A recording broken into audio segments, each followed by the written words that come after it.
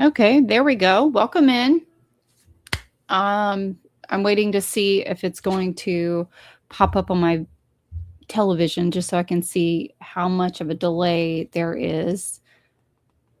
If you are new here, you're just joining, welcome. And tonight, or this afternoon, I should say, we're going to do things. I don't even want to say a little bit differently because honestly, I'm trying to figure out this whole live side of everything.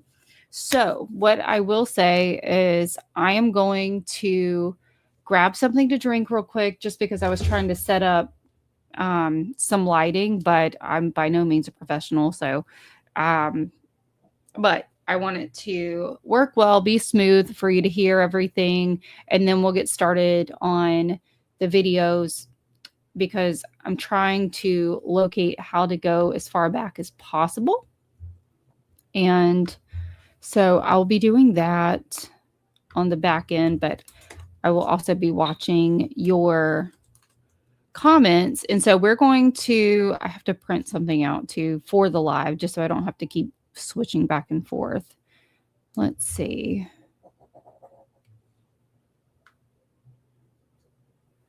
Oh my gosh, of course YouTube wants to I don't want to go there. YouTube's trying to open it under my new account.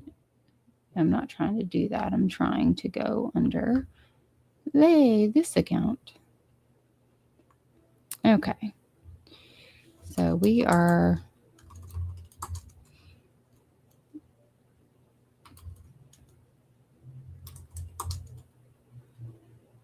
200. What was it?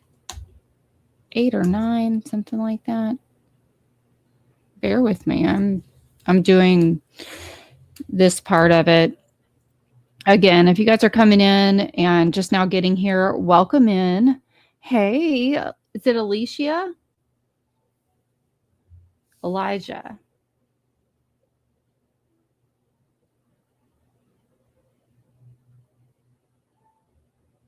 I would love to know the pronunciation of your name. I think that's beautiful. Okay, so if you guys are just joining, just so I don't keep saying it over and over, tonight it is more so you guys are going to get a behind the scenes. I am going to come on camera in just a little bit. I'm going to go grab something to drink real quick, get my notepad because I am going to be taking notes while we're watching these videos. And then I do have a set of questions that we will be going over after each video. And I do believe we're going to go through some Facebook posts as well. That way it is, we're not only am I working behind the scenes and developing content, while we're working on this, but also because I will be, let's see, don't want to ask that.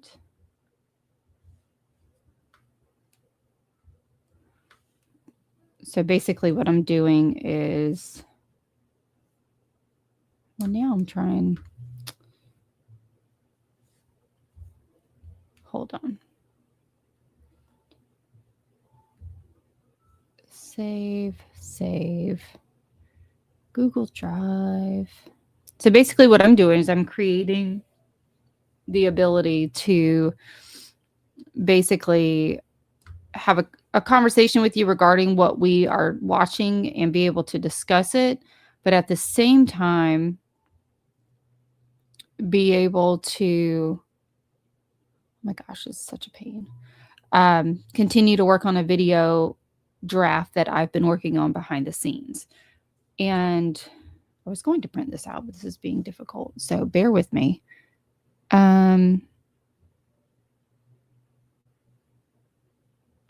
And I'll do some editing so you guys don't hear me ramble first thing. I'm just trying to get I might have enough. Never mind my snorty dog. She's been clinging to me lately, so she is at my feet. All right. Oh, sounds like my printer needs some paper. It does. All right, guys. So we're getting ready to really get started. I've just kind of been tinkering around and trying to get things ready. I am too. You know, I've been doing a lot of thinking, and I've been doing a lot more work in front of the camera, especially as I have an online thrift store that I've been building. And because I do a lot of online sales with that, I I'm getting more comfortable being in front of the camera. It never really was like an issue, but I mean, the world is just chaotic and crazy. And so people are not the nicest. And I don't know. It was just one of those things. I don't know. I kind of went through a phase. Like I was always in front of the camera, and then I was like, okay, I don't really care to be in it. Alasia. Okay, that's perfect. That's beautiful. Um, so yeah, so I started making the decision that I would go live and actually come in front of the camera because I mean, I just I think the world needs more authentic people and um yeah, I mean one of these days I'll share my full testimony, but the channel's coming a long way. It's headed in a very um not really a different direction, but it's headed in a direction that I'm very proud of. So, that being said, I hope to start having more consistent lives and being able to not only share content with you through the lives, but I really enjoy the creative outlet of creating videos and putting the topics in there like that. And so it's I kind of toggle back and forth with it. I know lives are important, but I really enjoy the behind the scenes work and editing that goes into the videos. So tonight and this afternoon, that's what I thought we would do. I thought I would just bring you along as I'm doing some of the background work for this next video. And in doing so, we are going to take a trip down memory lane. And during that time, I have a few questions for you as well with each video that we're going to watch. So grab something to drink. I just printed off my paper of questions that we're going to go over. And then I'm going to go get something to drink. I'll be right back, and then I'll be on camera.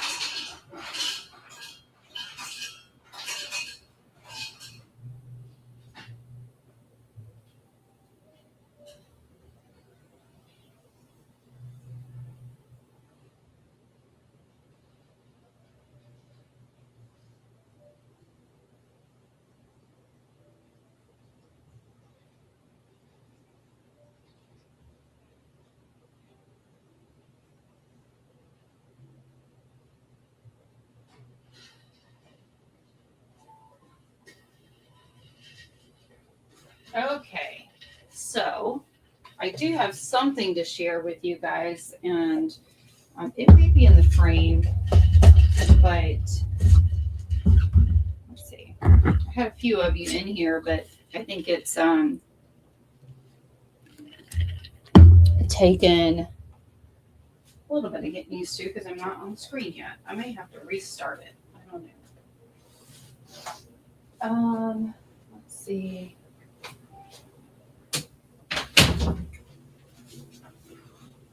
All right.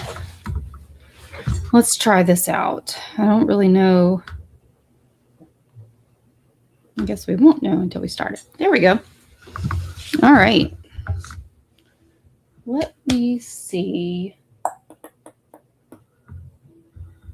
I might need to prop you up a little bit. Now, what do you think? feel like I'm looking down. All right, let me see. Let me grab something real quick. The more I get acclimated with this setup, the better prepared I'll be able to be for each live stream. There we go. Bear with me. I'm creating my makeshift computer stand. Uh-oh. Sorry, Scarlett.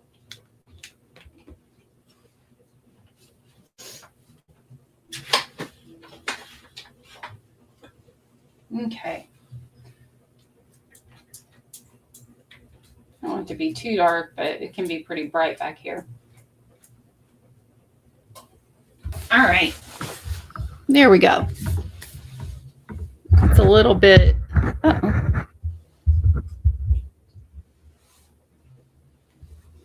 A little bit delayed up on my TV screen. Okay, guys, welcome in. I'm piddling around just because this is new to me. And so I don't usually go in front of the camera.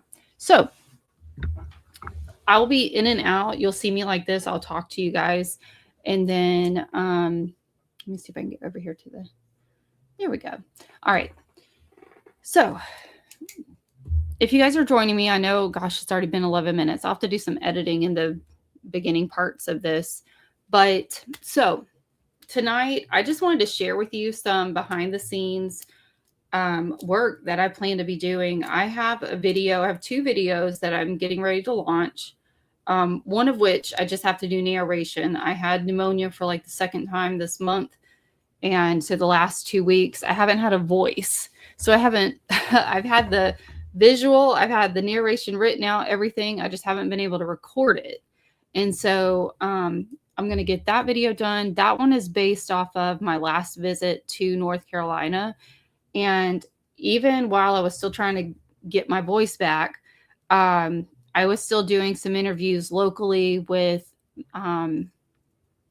what are they called?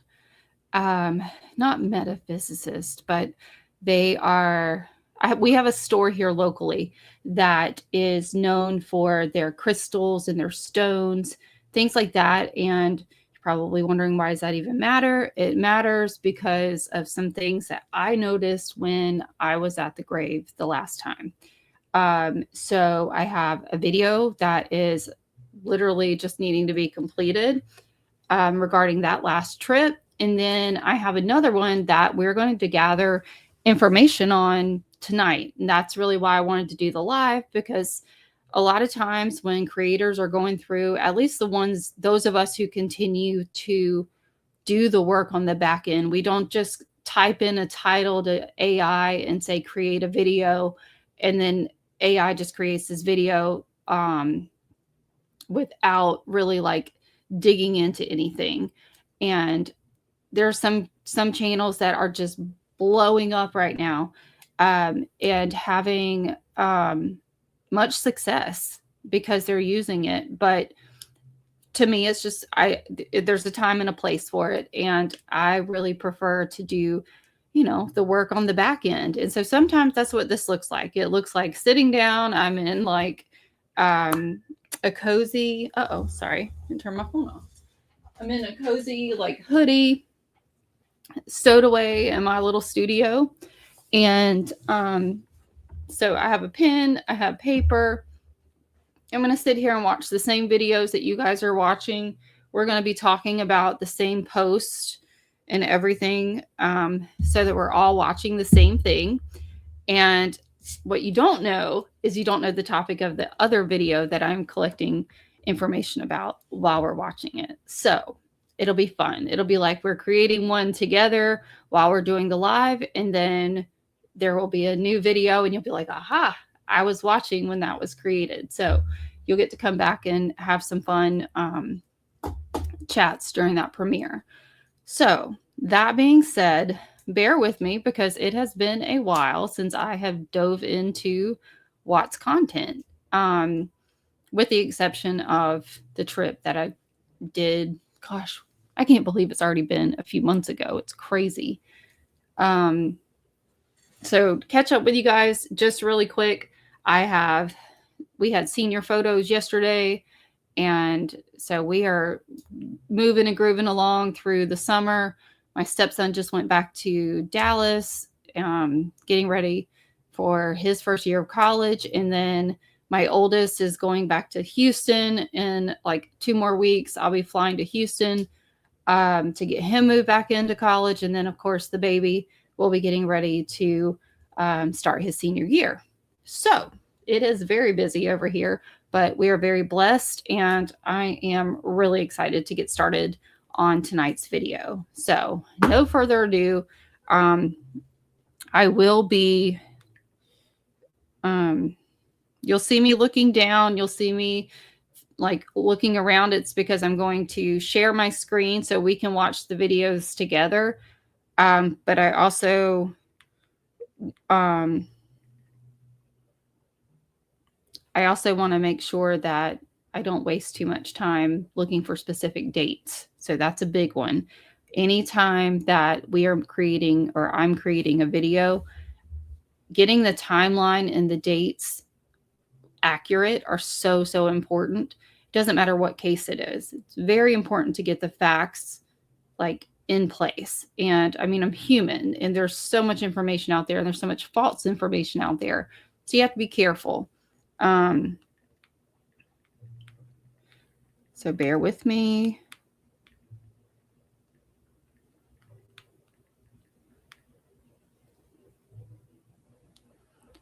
All right. So I am going to come over here and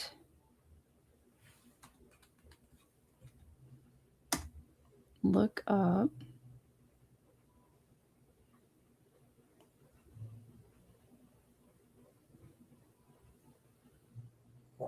Okay, so we're going to start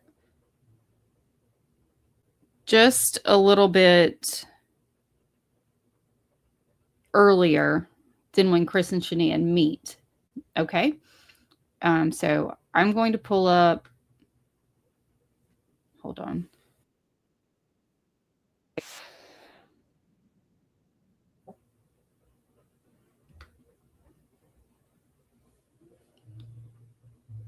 Let's see. Bear with me. I'm going to get it so that I can share screen.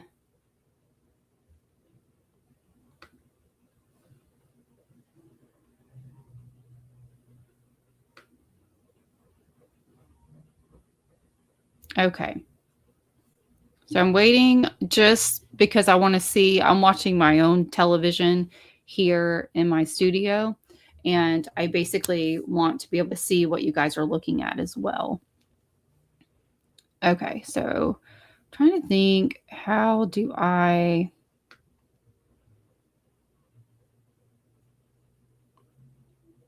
All right. So welcome in, guys. I see I've got a few of you in here. I'm really excited to get started tonight. So we are going to start, this shows January 15th of 2010. We are not going to start this far back, not for the purpose of the video that I'm doing the research for. And so what we're going to do is I try not to look down because then I talk like a robot.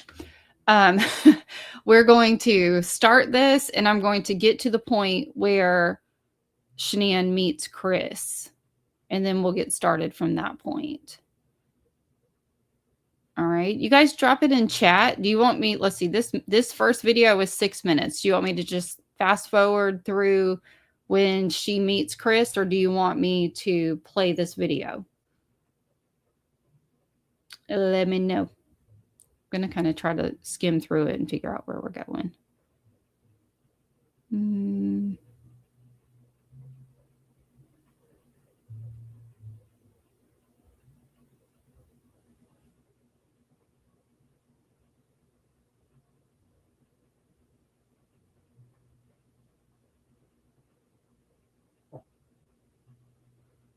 I tend to want to start around August. All right, so we're going to start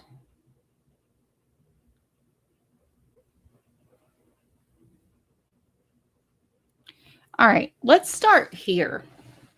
Okay, so we're going to start here at July 9th, 2010. And this is just because one of the things I do want to talk about tonight. Uh-oh, I'm over here drawing on myself. One of the things I do want to talk about tonight is something in this post, okay? And we're talking about 2010. Guys, we are in 2026 now. All right? Facebook has now been around much longer than it had been back then.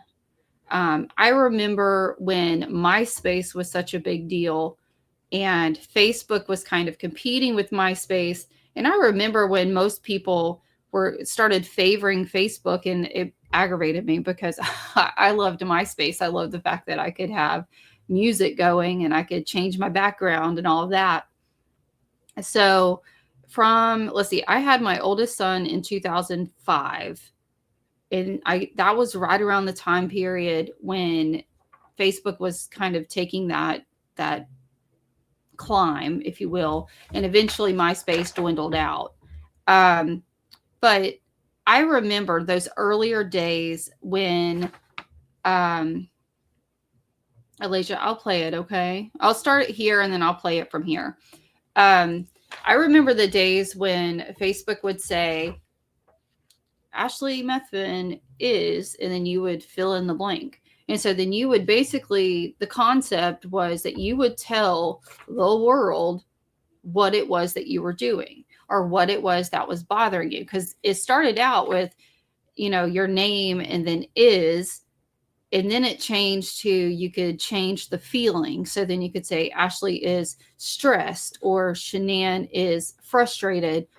And then you would type in your status. So we've come a long way when it comes to social media, and it doesn't look the same as it did back in 2005, 2006. Here we see 2010. So something that is a pet peeve of mine when it comes to discussing this case is the mindset that where we are in 2026 should have been reflected back in 2010. And that's just inaccurate. We continue to grow and we continue to understand and evolve over time. So anytime that we are going to take, say, for example, a case that's frozen in time, like Shanann Watts, Bella, Cece, baby Nico, will always be frozen at their ages that the crime occurred. Unfortunately, it happens. But technology does not stay frozen. Like, it continues to grow and evolve. And I think by acknowledging that, we should be able to come back to the beginning, come back to her page and look at this and say, does this make sense? What was it? So there's my first question to you guys. Why do you think this particular moment was considered worth documenting? July 9th, 2010, she says, I need a break from this world, a break from everyone. So if you have a moment, if you're able to, I understand not everyone can drop things, like if you're not in the chat, or if you're not able to chat, that's fine. But if you're able to, answer that question for me, just so we can have an ongoing communication and conversation in chat. So you'll hear me ask this throughout the evening. Why do you think this particular moment was considered worth documenting? And what emotions or memories was this post trying to preserve for the future, if anything? And while I wait for you guys to share your thoughts and your opinions, I'll go ahead and give you mine when it comes to this particular post. And again, this is not exactly where I want to start on the video, but I think this is a really good foundational piece. Okay. July 9th, 2010, she says, I need a break from this world, a break from everyone. Now that we've seen this case and how it played out in her, ultimate ending, what happened to her, people want to look back on it and say, oh, well, see, she was experiencing this, or she was going through, or, I have to be careful with how I say it. But, when we're talking like self-harm or sabotaging like lifestyle or anything like that, that's not necessarily what this means. She could have just been having a bad day. She could have been frustrated, as we all get, I will tell you, I have now, unfortunately, been formally diagnosed with 2 autoimmune disorders. It has taken years to get them, but I did not just start feeling my symptoms yesterday. Like, it is a slow grind. It is a slow burn. And some days are better than others. Flares pop up, then they go away. One minute you'll wake up perfectly fine. The next minute you are fighting for your life to get through the day. So, could it have been health related? Could it have been anything like that? She could have just been a young woman working her tail off, doing whatever it was she was doing for work. Who cares? But I don't know about you guys, but in this economy, working hard to pay your bills and to build a better life for yourself than what you came from, with all due respect to her family, that seemed to be a motivating factor for her. And no matter how much you want to work and grind it out, we all are human and you get tired. And that genuinely is what I think happened here. She literally was just having a bad day. But if you look at it through the lens of people today who just hammer into the post and the comments online, I just encourage you guys through this community at least, and through Chris Watts Didn't Act Alone, that Facebook group, because I am one of the admins in there. Just keep those things in mind when you see others maybe not practicing restraint or empathy, because at the end of the day, it doesn't matter whether or not we agree with everything that she said or did, because not everyone's going to agree with everything that you or I said or did. I look at, like, for example, if I pull up my Facebook, okay, here, I'm going to come back over here. I'll add it back in just a minute. Okay. So I'm looking at, this is my Facebook. Okay. This is the memory section where it shows you different memories. All right. Your stories from a year ago, when the shift is giving should have been a stripper vibes. That is 100% a nurse's thought, just about every shift, because nursing in the United States right now is horrible. It's been horrible, but we don't really get the platform and the opportunity to speak up without having our jobs threatened. So it's a running joke that we all should have become strippers. Now, have I ever become a stripper? No, I didn't. I probably would have made much more money in my earlier years. Oh, thank you so much. My fiance did really, really well. That is for sure. It tells you 7 years of friendship with a friend of mine. And then it gives you an opportunity to show like a then and now type photo, which is great. And then, oh, look, 3 years ago, I make a post about my son because he did his senior photos. Hang with me because I'm sharing this for a reason. All right. 3 years ago, again, I said there are moments it feels like yesterday he said mama for the first time. Now he writes songs and sings most evenings. His voice certainly has changed over the years, but he remains driven and ambitious with the most loving and compassionate heart. And senior photos are today. So this was a post about my son, who, again, I'm a mom, proud, and he was going through his senior stuff. Then 5 years ago, it says dinner tonight, and I had an antipasto, I think it's antipasta or pasto salad. Anyway, lasagna and a treat. 6 years ago today, one of my really good friends got in a horrible motorcycle accident, and asking for prayers for that. 8 years ago, I did my first research paper 9 years after my divorce. So that was a big time in my life. I was going back for my bachelor's degree. And then 9 years ago, while I was doing my research paper, my children at the time, so that same boy that you just saw writing music and, in his aviator sunglasses, that's him. And that's my youngest playing hockey after watching Mighty Ducks. And then if you continue on, 9 years ago, I posted a video where this comedian was talking about how women only want the D. They don't want everything else that's attached to it. And it's a hilarious comedian video. Like, do I agree with everything that she says? No. Is that aligned with like my spiritual convictions? No. Is it something I live by? No, but it was hilarious. So why not? It was one of those things. It was like, oh, I can relate to that. So I posted it. 10 years ago, it was like a 2016 reading challenge. I never even did the reading challenge. Like, I would have loved to, but my world didn't allow me to do that. 10 years ago, Panera Bread in the bookstore with my son. That was a mother-son date that we had because my oldest loves to read, and we went to a bookstore. Okay, and then 10 years ago, it says, as I mature, again, bear with me, I'm going somewhere with this. As I mature, I realize I talk to myself more. I correct my own mistakes. I follow my own advice. Less people are around, and that has allowed me to connect with myself. I've become one of my own best friends. That was a turning point for me, big time. On the baby. Oh, honey, there's no baby here.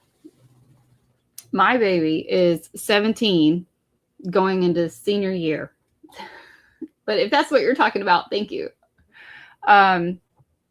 10 years ago, again, just posted a recipe. Okay. Never made it. Actually, I take that back. I did make that. I'm not a fan of the zucchini boats because, oh, hang on. There we go.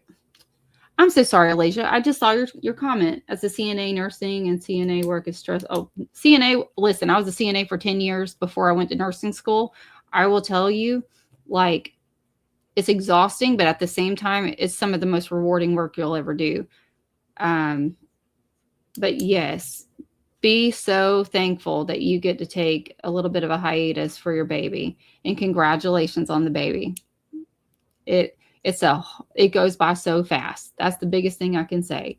Enjoy it, soak up every moment, and take lots and lots and lots of photos. Okay. So I'm sorry about that. I was looking, I just saw congrats on the baby. I was like, oh no, I'm not having any babies, but congratulations, Alasia. That's awesome.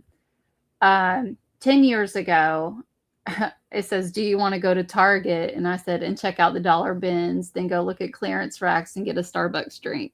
So, I mean, yeah, what woman doesn't like to go to Target and look in the dollar bins? And, I love to go thrifting. That's why I now own an online thrift store. 11 years ago, I posted an amazing sunset that I snapshotted. If you're joining in, bear with me. I'm going through this for a reason. And then 12 years ago, I posted a video of Luke Bryan pulling this little girl on the stage, and it was really, really cute. And then 12 years ago, this is right around the time I was going through like the time that I lost my mom. So making progress and seeing gains. I had a great workout tonight. So you can see I used to do bodybuilding competitions. So when I'm sharing with you guys about the, all the theories around Chris and losing all the weight and counting macros and the MyFitnessPal, I used MyFitnessPal when I was doing my competition. So there is a lot that we will be deep diving more on that topic later. But just so you can see, I turned pro. Like, I actually, I miss it. And if my body didn't hurt all the dang time, like, I'm just working through my own stuff, trying to figure out how to be able to work out again, but I'm not allowed to do or able to do the HIIT training like I used to do. So heavy lifting, things like that, I'm having to really shift it around. So anywho, and then 12 years ago, I said, OMG, it's only 2:30 a.m. I'm ready to be home. So much I want to get done. Blessed to have work, but I'd much rather be snuggled up with my love at home. Bills won't pay themselves. T minus 4.5 hours. That's because I was a night shift nurse. Then 13 years ago, missed my babies, enjoyed every minute with them this weekend. And that was, he's now 17 years old. And that was me and him sleeping. 14 years ago, it's time for this coach mom to unwind with a hot shower, coffee, some shades of gray, and a movie for Camden. I'm so proud of him. He caught over 20 passes tonight, trying to toughen him up before football season. So think about statuses like this, because here we're getting closer to it. This is 2012. The Shanann post that we were looking at is in 2010. Okay. Think about how, as I've been sharing with you my own personal Facebook memories, think about the context of what she posted in 2010, and now look at how my statuses have evolved through time. All right, so we're at 2012. I'm telling you, I called myself Coach Mom. I read 50 Shades of Grey because that was a big deal in 2012. Watched a movie with my kid and shared how many passes he caught that night. And I was trying to toughen him up for football season. Guess what? That kid hated football. Never wanted to play a down of football. He played one season, was done. He was my cross-country runner up until his lung collapsed his junior year, unfortunately. 14 years ago, See You When I See You. That's the country song. 14 years ago, one thing that's refreshing about living in a small town is the smell of fresh cut grass while enjoying being outdoors. Random post of the day. But yes, it got posted. And then 14 years ago, 2012, found a hot spot in Tally for sure. I lived in Tallahassee. I was just in that era, in that stage of my life where I started to go out. I was a mom very early on, so I never really went out. And even again, happy 27th birthday to me. I went out with a group of friends, not the most glamorous. Was one of those BlackBerry photos where everything was blurred. 15 years ago, here's where, when you do learn my testimony, it'll make more sense. But July 14th, 2011, so we're still not quite to 2010. 2011, another big day tomorrow, praying for a custody agreement tomorrow. So this is around the time my ex-husband and I were going through, we were trying to finalize our divorce, and it was an awful, awful situation. But pay attention, because again, we're getting closer to the same time period. This is exactly 1 year to the month and week of what we see in Shanann's post. Okay. 15 years ago, we are now at home fixing to get Camden, that's my oldest son, comfortable and loaded up with Gatorade and cartoons. He ate well tonight and hasn't complained much about soreness. So as long as we keep his temperature down, hopefully it will be an easy night for him. Clearly my kid was sick. And guess what I did? I posted on Facebook that my kid was sick. I was going to give him Gatorade and let him watch cartoons. Think about the time period, guys. Like, I was a young mom. I'm 41 now. This was 15 years ago. Okay. 15 years ago, July 14th. Oh, this must have been when he was going through his biopsy. So it says Camden's now in recovery, doing well. He's ready to get his clothes back on instead of his gown because he's such a boy. Praying for timely results and for his temperature not to spike. So basically, around this age, my son, I think, was like 5 or 6 years old at the time. Or no, I guess 5. Yeah, he was 6. He had to have a biopsy, and we actually thought, like, we already had a folder and everything at St. Jude, getting ready to head up there. It was a really scary time as a single mom. I was really worried about my baby. So you can, again, you can see I post quite a bit about that experience. That was during a time period where I was at the doctors with him, checking into the doctors with him. And then here we go. I'm going to compare these two. All right.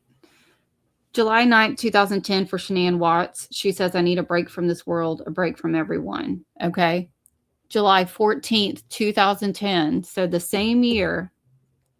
And I'm going to play this little snippet of the video so we can get closer to this date. But while I've got it right here, I'm just going to share it. It says 16 years ago today, which was July 14th, 2010. It's about the same time period. I said, oh my gosh, got to work and apparently my younger siblings dropped off a card for me. I'm literally fighting back tears as I read what their little hearts poured out into the card. They don't know everything, but they know Sissy has been hurt. Just letting me know I'm not alone. I've got 5 of them at home supporting me the best way they can. With love. I remember this day like it was yesterday. My younger siblings had handwritten, and they were doorstep ages. I mean, but they had handwritten a card, and each one of them signed like their own little notes. And it wasn't just scribble. I mean, it was just encouragement and love that my siblings had poured into me because I was going through my divorce during that time period. It was awful. So I share that with you because if you were here in the beginning when I started sharing my memories, you can see how, like, here recently, my social media post, like, I kind of intentionally now I capture like a thought or feeling or what was going on during that day. Like just yesterday on my social media, or it was like midnight, I guess, you can see I posted again about my son. It was, this is him and I when we just went to his football camp. And then this was him when he was a baby. And I share what happened. Like I share my experience as I went with him to get his senior photos yesterday. I won't read all of it, but it was, I was just sharing how whenever I originally went with him to get his senior photos, we're going to hire a photographer and do an actual shoot on the beach. And so I wasn't really too worried about what he was wearing or the fact that the backgrounds just look fake. And so anyway, I wasn't really paying, I wasn't like emotionally invested in his photo shoot yesterday. Not until they gave him the tux jacket, like the official like formal jacket that you put on. And so he he like stuck his arm in to put the jacket on, and oh my gosh, the moment he did that, it was like waterworks just went across, and I was like trying everything not to just like ugly cry. And he looked back at me. So like he's sitting in the chair and he like looked back at me, and it was just like in that moment I didn't see my 17-year-old. I saw that baby in that red picture, because the story about that picture was he was going after the TV remote that he knew he wasn't supposed to get. And I said, like that. And he turned and looked and he like put his hand up. So like, it was just a sweet moment. It's a memory. And it's something that one of these days when they look back on my Facebook, I want them to be able to know and see like through the years that, mom was grinding it out, or, mom poured into me this way, and they'll just, they'll have a nice running record of it. Lord willing, Facebook stays around. So anyway, that was my whole point of sharing my memories with you and that post specifically, because I want to, again, now that we have 11, I want to make sure that you guys are in the right mindset as we move forward with this live. We are going to be looking at older videos, older comments, statuses, that type of thing. I'm collecting information for another video, but in the meantime, we're going to have conversations in chat. So please stay active in chat. And then I will pause like I'm about to, and we will go over what is in the chat so we can make sure that everyone gets acknowledged. Let's see. Let's go from here. Malaysia says CNA work is also very rewarding and I loved it, but became burned out after being. Yes, I kid you not, girly. Like every day, I'm like, that's why I have the online bookstore. I'm building a consulting business right now that I'm really excited about, that will tie in a lot with my channel. And like I'm dibbling and dabbing and so ready to definitely change gears. And so I agree. You can get burnout and it can be brutal. Let's see. You also say, I would hate to be judged solely based on social media posts, uploads. I don't believe that everyone's who they say or who they are as a person to their core by what they post on social media. That's really, really true. And it's very important to remind people of that. That's where I have a lot of questions for certain people attached to this case. Not because I feel like I'm entitled to any kind of explanation or anything like that, but I know, I mean, I know there is a completely different side to this whole story. And while I understand preserving Shanann's reputation at all cost, this case isn't going away. And there is such an opportunity to just change lives by sharing the truth. And it has to allow for authenticity. It has to allow for vulnerability. But I think as the time moves on, hopefully we will progress to where if the media can be respectful and not go after these people, but if we can remain respectful with it and have these conversations, then Shanann, in my opinion, was ahead of her time. I mean, she was here when she was supposed to be here. God placed her here. I firmly believe that. And he took her home when it was her time. But there is a reason this case is not going anywhere.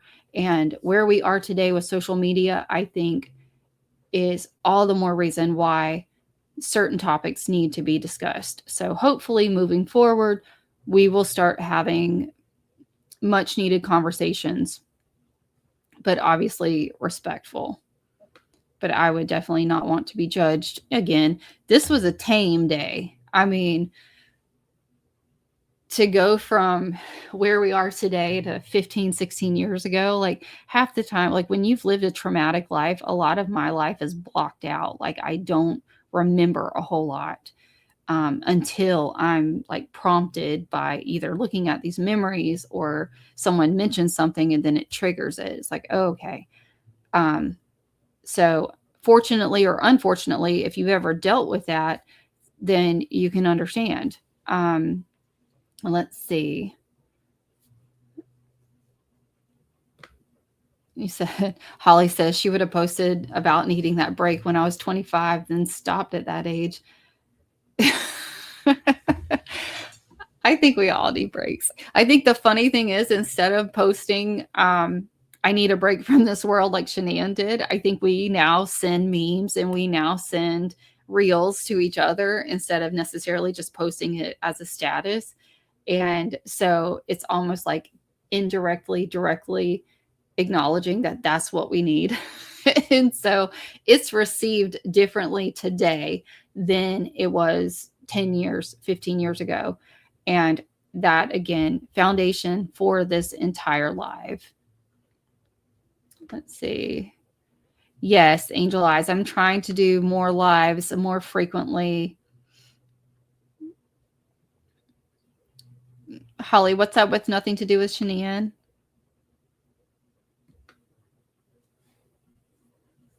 I agree. I think she was very much, of all the autoimmune disorders that she had, said she had, suspected she had, people have thrown on her, wherever you want to put it in that bubble, the one that I genuinely believe that she had was a combination of lupus and fibromyalgia. I'm not going to diagnose her. I'm not saying that, but being someone that has been diagnosed and knowing the journey that it's taken to like get to that point, I do believe if she didn't have the actual diet, it was very, very close.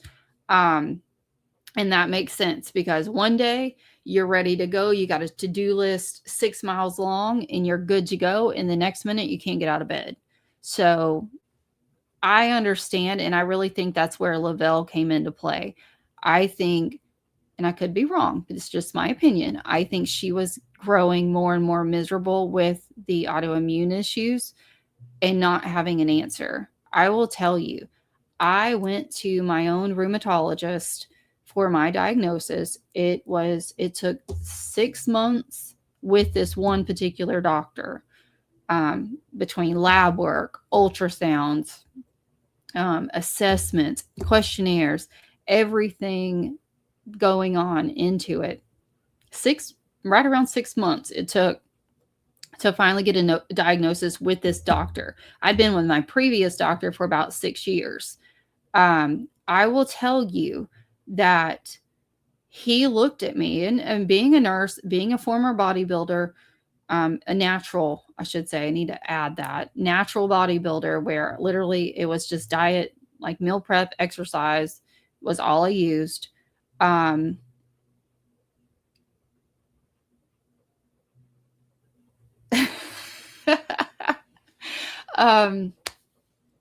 So I can tell you that going through that process was so disheartening. So like now I know what I was saying. The having the background of being into fitness, being a nurse, like I can tell you I exercise, I watch what I eat. And my rheumatologist literally looked at me and said, I can't tell you anything else to do because you're already doing it. And the only other option was to go on a medication every single day. And I'm a nurse, I'm stubborn. I still have not gone on like said medication because I'm not keen on putting medication into my body every single day when I feel like hopefully I can come up with a different remedy that is cleaner as opposed to just, a big pharma. And so basically, he looked at me and he's like, what I can tell you is you can increase your massages. Right now, I get 2 a month. He said you can increase those to 4 times a week, and you're going to need to leave the bedside soon. Again, I'm a nurse. So you tell me I'm going to have to basically walk away from that career because of the strain it's putting on my body, and increase my massages, which are not covered by insurance. So I have to pay out of pocket for those. And I still haven't done that because it's expensive. And who can freaking afford that? I'm sharing this with you because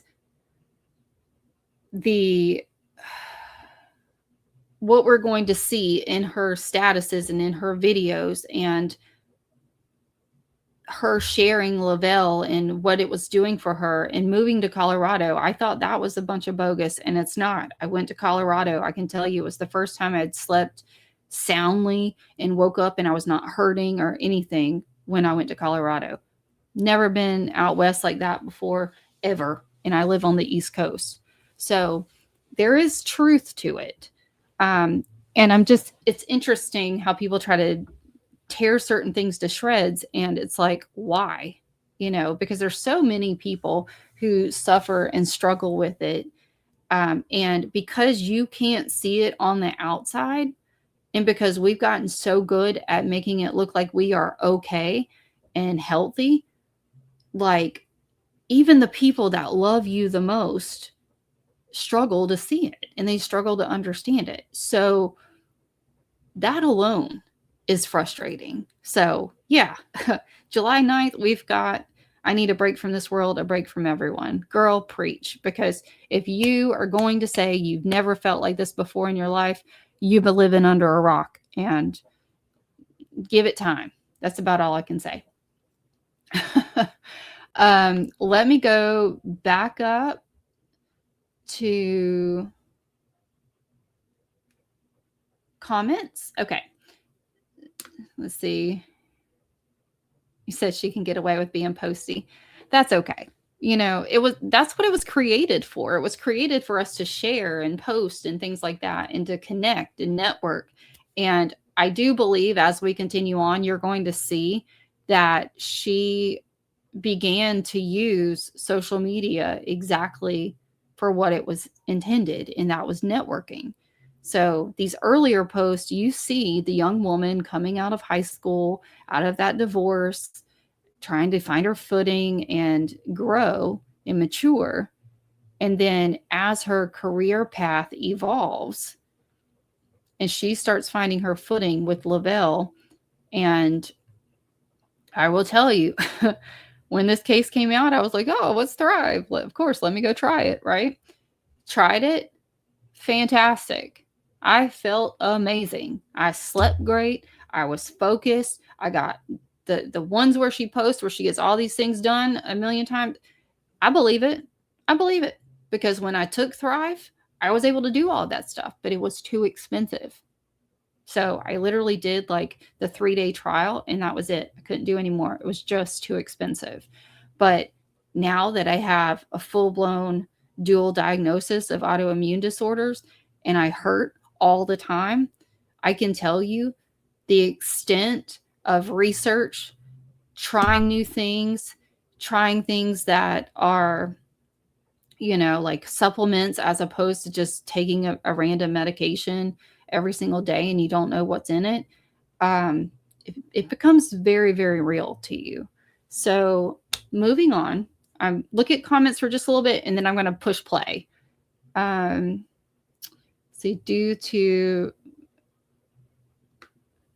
my past relationship, my memory is a little blurry sometimes. There are some things I only remember by being told.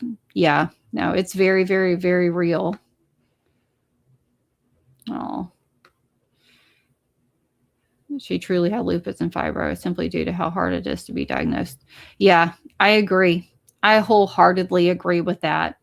And again, the fact that when she went to Colorado, she felt better physically, wholeheartedly believe that. And I do believe, again, even with I only did a 3-day kit or 3-day trial period from Thrive. And the lady that sold me or sent me my kit actually attended the 80s party at the same time Shanann did. She sent me my 3-day pack, and I tried it. And I can tell you, whatever the heck is in it, it worked really, really, really well for me. It was just too expensive. I just couldn't afford it. So I tend to agree with you, Alasia, on that one. No, I couldn't call it Huddle House. No, I couldn't call it Huddle House. That's funny.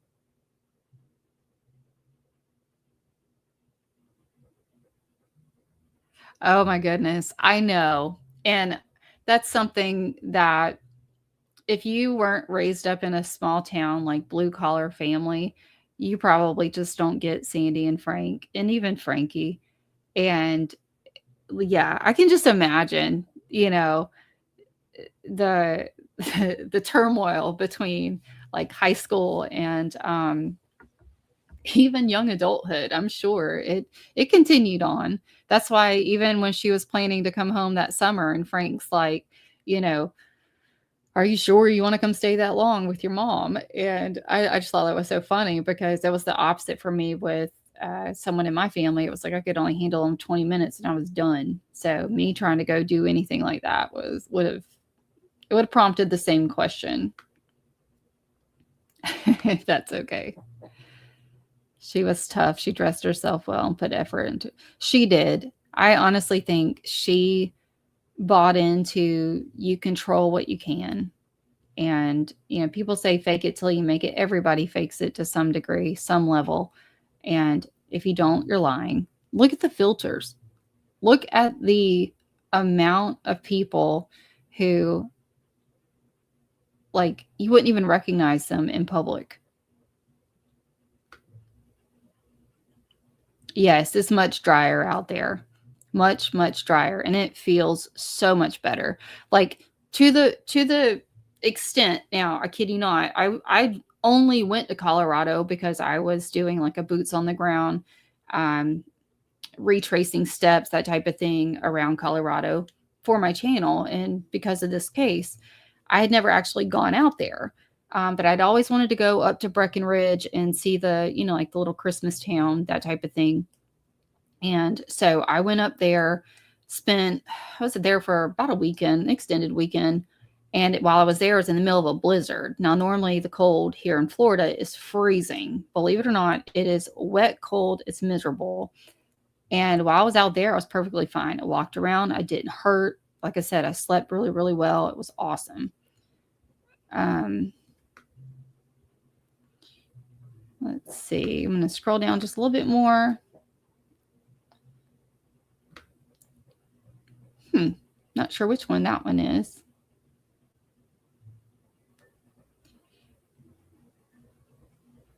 Yeah. Yeah, and I think they're on their way out. I think slowly but surely, people are just realizing we are missing the authenticity with people. So let's go ahead and let's get this video going. I just want to see, with it being 2010, this is around the time that Shanann was going to meet Chris, or eventually she would meet Chris. And this is a pretty quick video.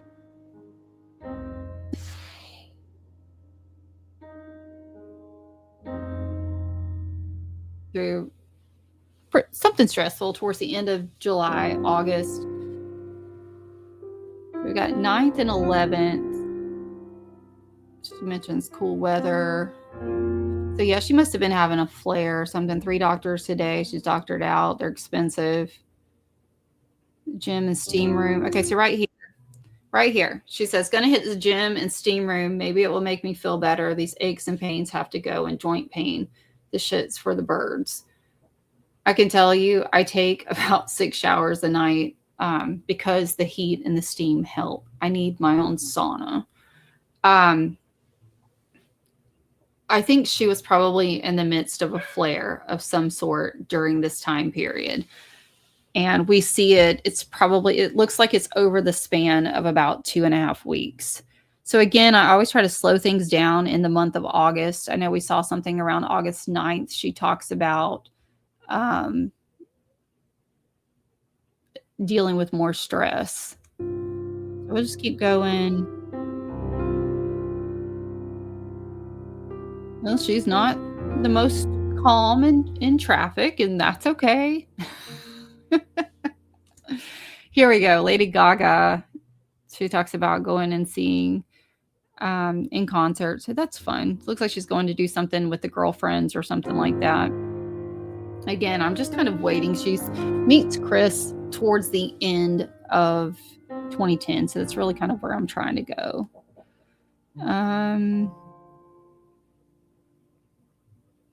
Stroll on the beach with a friend and a glass of wine.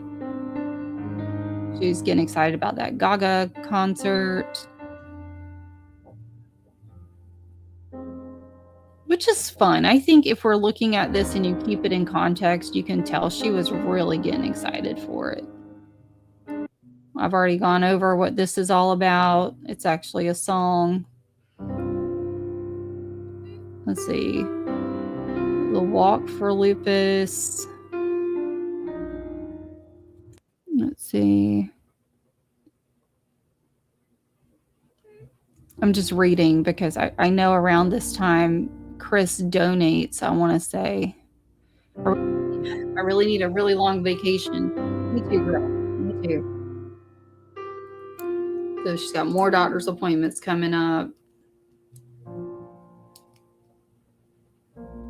Let's see. Man, if she only knew. She was talking about people not reading magazines anymore in the doctor's office. Let's see, October 6th. First tattoo.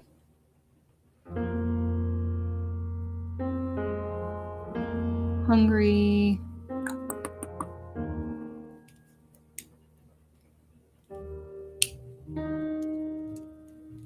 Let's talk about just Jell-O.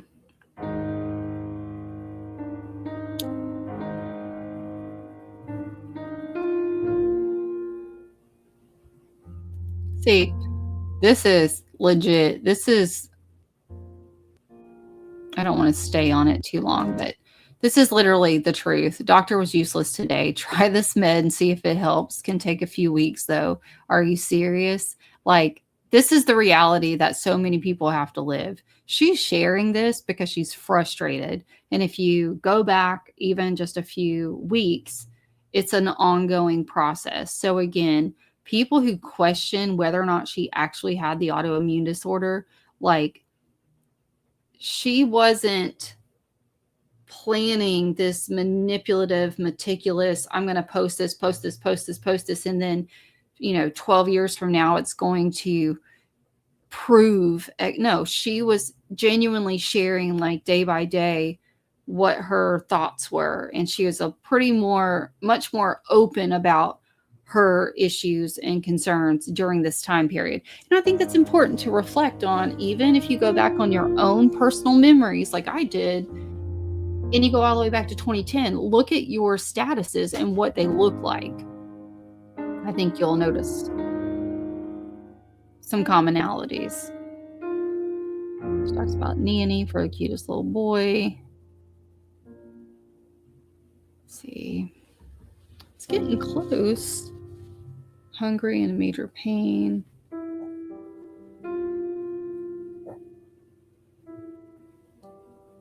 Dealing with the immune system.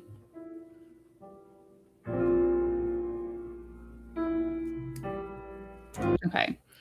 Money is power, sex is power. Therefore, getting money for sex is simply an exchange of power. Some people went nuts over this status, and this is ridiculous. This is from Sex and the City. Like, I never even saw Sex and the City ever until about 2 years ago. It's actually a pretty good little show. A little progressive at the time, but it was a good show. And all women know that sex is power. I think Kessinger proved that one.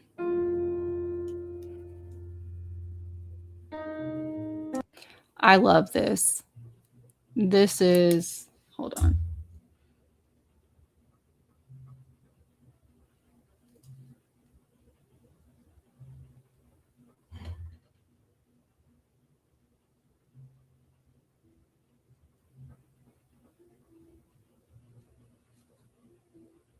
Making myself a note. Give me just a second.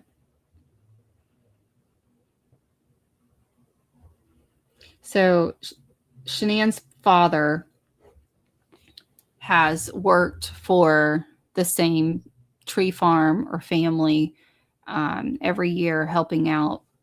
And I love Christmas, and I love Christmas trees. And I thought this was really sweet that she was acknowledging that her parents found the perfect tree.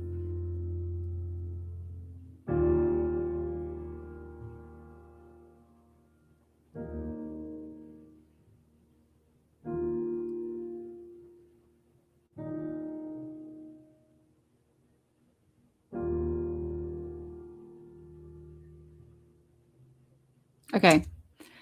This right here, she is addressing the lupus again. And then she's talking about, I really like my sleep, especially between the hours of 11 and 7. If we can try to get that scheduled one of these nights, it might make me happy.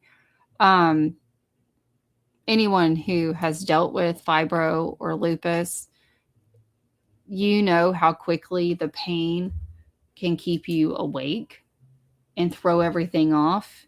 And if you haven't been to a rheumatologist yet, or if you think you have any of these autoimmune disorders, just know that one of the things that the rheumatologist told me, which I've yet to do because it's darn near impossible, is to get on an actual sleep regimen, and that you have to do it every single night. You cannot sway from it. You have to stay on it. which until I spoke with my doctor, the bells didn't really go off until I was sitting down doing research for a video regarding Watts. So many people struggle with sleep routines, and you fail to realize like how significant and important sleep routines are. Yes, when you have a newborn and babies in the beginning, you get them on like their routine. But as they get a little bit older, you kind of stretch that bedtime sometimes. Sometimes you bypass nap time. I mean, you have to still live, but you have your kids pretty much on a schedule. Now, furthermore, if you think about it, why else would having your sleep routine so just nailed down to the point that friends and family knew, like, you got to go? And I'm going to tell you why. Because if her rheumatologist told her anything, like my rheumatologist told me, it was, you've got to figure out, basically work your day backwards. So if at the end of the night, that your nighttime routine is hot shower, hot tea, you have like a heater blanket, you are going to spray your pillow with magnesium and lavender. You are going to put your phone away at, say, 8:30 p.m.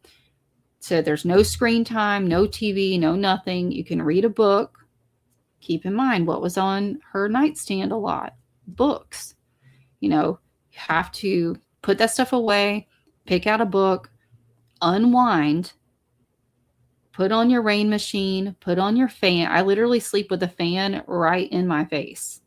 So people hashing out this whole crap about rain machines and all this and how horrible it is, the doctors literally tell you to do this stuff. And I never knew this until just like 2 weeks ago, when I'm literally brainstorming with my own rheumatologist trying to figure out how can I possibly get my body to stop hurting so bad. And these are the things he's telling me. Like, you have to get a sleep routine down and work your way backwards. So again, if this is the routine for you to go to sleep at night, it needs to be the exact same routine every single night. You cannot change it, or it throws your body into an inflammatory process, and it sucks. And the only person that suffers is you. Like, you're the only person that feels the pain. Your family might feel the stress and strain of it because you're not your best self. So again, that was something that I learned from a medical professional in the specialty regarding lupus and fibro, that I can straight up tell you, when it comes down to, like, she's talking right here all the way back in 2010 about a sleep schedule and everything like that. And I'm telling you, like, it's legit. She was frustrated. And if you watch from like July all the way up to December now, she's been on like this several months of flares. And that is the life when you have autoimmune. It's difficult and it's painful and it's stressful. So just want to kind of share that while we're looking at it. All right, let's keep going. Okay, so that's the end of that one. Let me come over here. And then it's okay.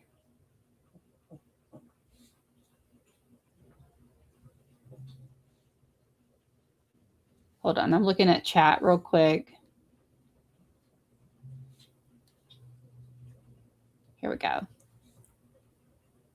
Let's see. Trolley, you grew up in Bradenton? Yeah, no, I'm further north. Oh, hi, Country Sunshine. Welcome in. It's going to be a long one tonight. We're only just now getting started. So I'm really wanting to make sure I set the foundation for everything. So you came in at just the perfect time.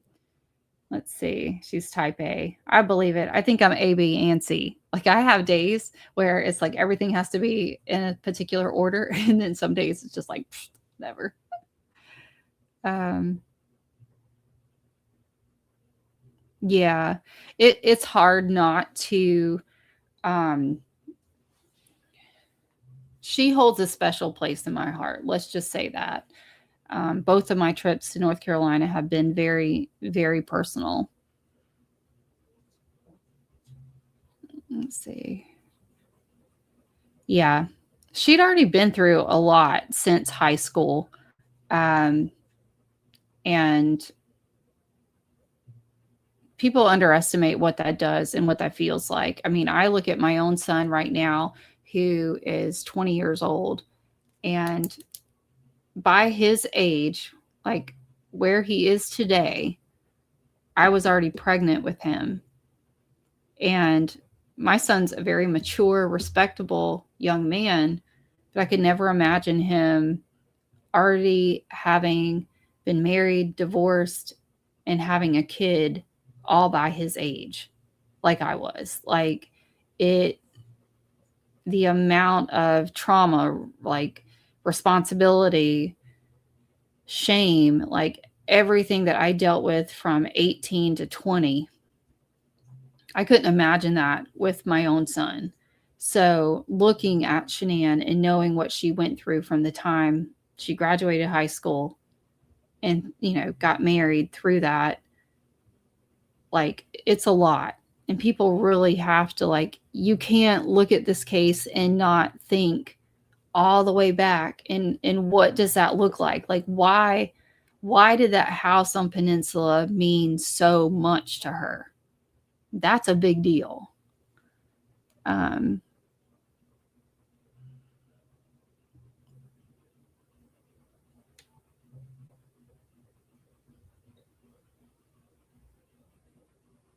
yeah. Yeah.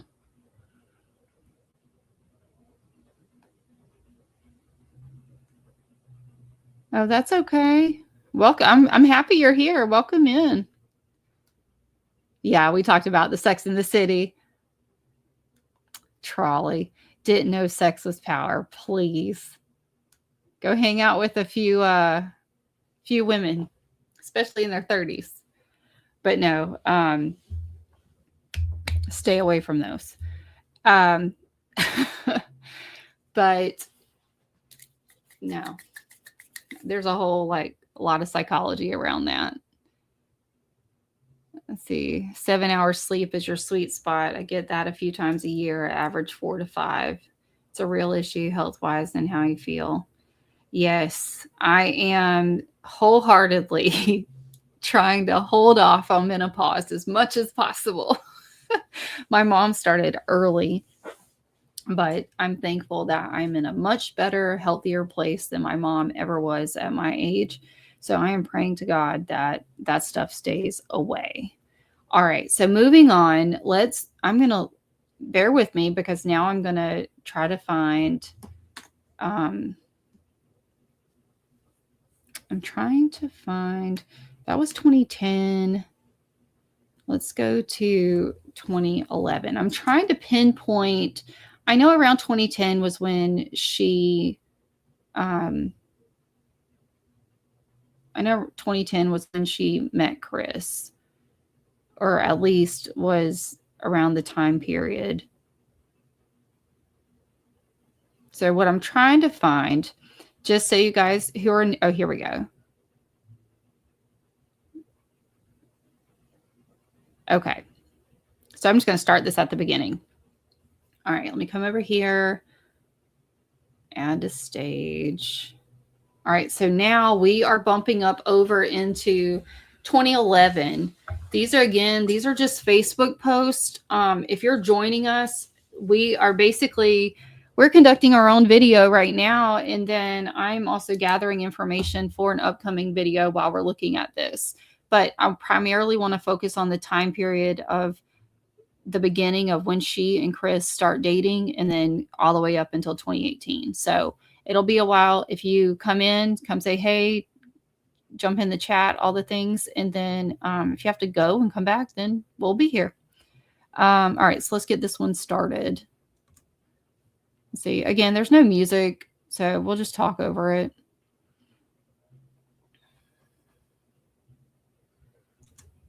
Okay, don't be a woman that needs a man, be a woman that a man needs. She said this quote is so true. That's the type of woman I am. I could speak on that for a while, but we won't. Can you mix Patron and Goose? Probably not recommended. I never really drank either one. Let's see. It's official. I think I'm going to open the daycare. I've been wanting to for the last several years. Children inspire me. Two precious kids just motivated me. Thanks, whoever. Kind of truly miss you guys. I think here we start to see via Facebook the entrepreneurial mind. I think she kind of teetered like in different areas. I mean, she mentions the childcare, she did the MLMs, each of which being like a business. And you just see the hustle is there. And you won't change my mind on that. This woman knew how to hustle. She knew how to work.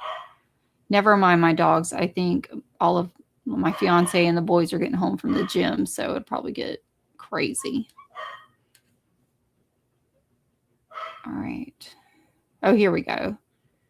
She said, Chris and I are reenacting our second date. It's fun. We have new boundaries this go around. He was shot down the last kid or down.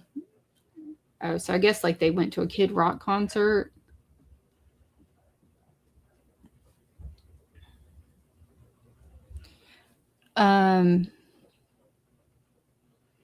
So I guess that would have been like 2010 or 2011.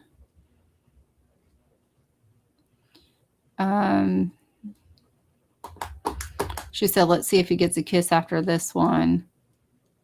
And then said, yep, just a peck on the cheek.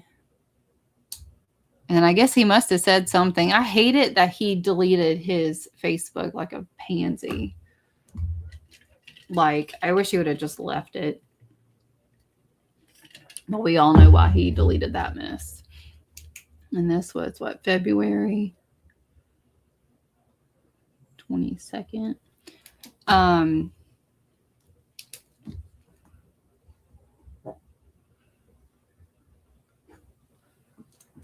But she says, at least you got a kiss after this concert. And then saying bye-bye to Shanann. This was when she was nannying, and I guess they were getting ready to move to Colorado. Let's see. Again, we're all the way back in 2011, but she's not wrong.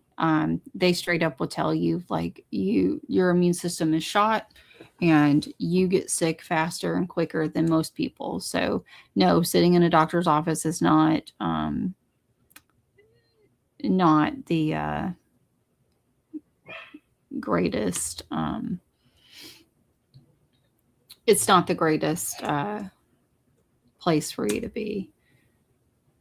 She says, she's posting about Born This Way with Lady Gaga. FDA approved, first drug for lupus in 52 years. Benlysta is now not the first drug that they try to give you. Cymbalta is, unless it's the same one. So she's posting about Dirty South. I'll look at something while that's playing.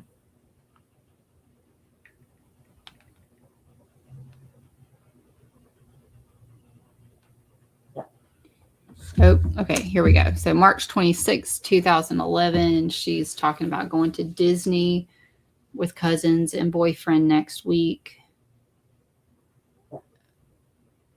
Okay, this is important.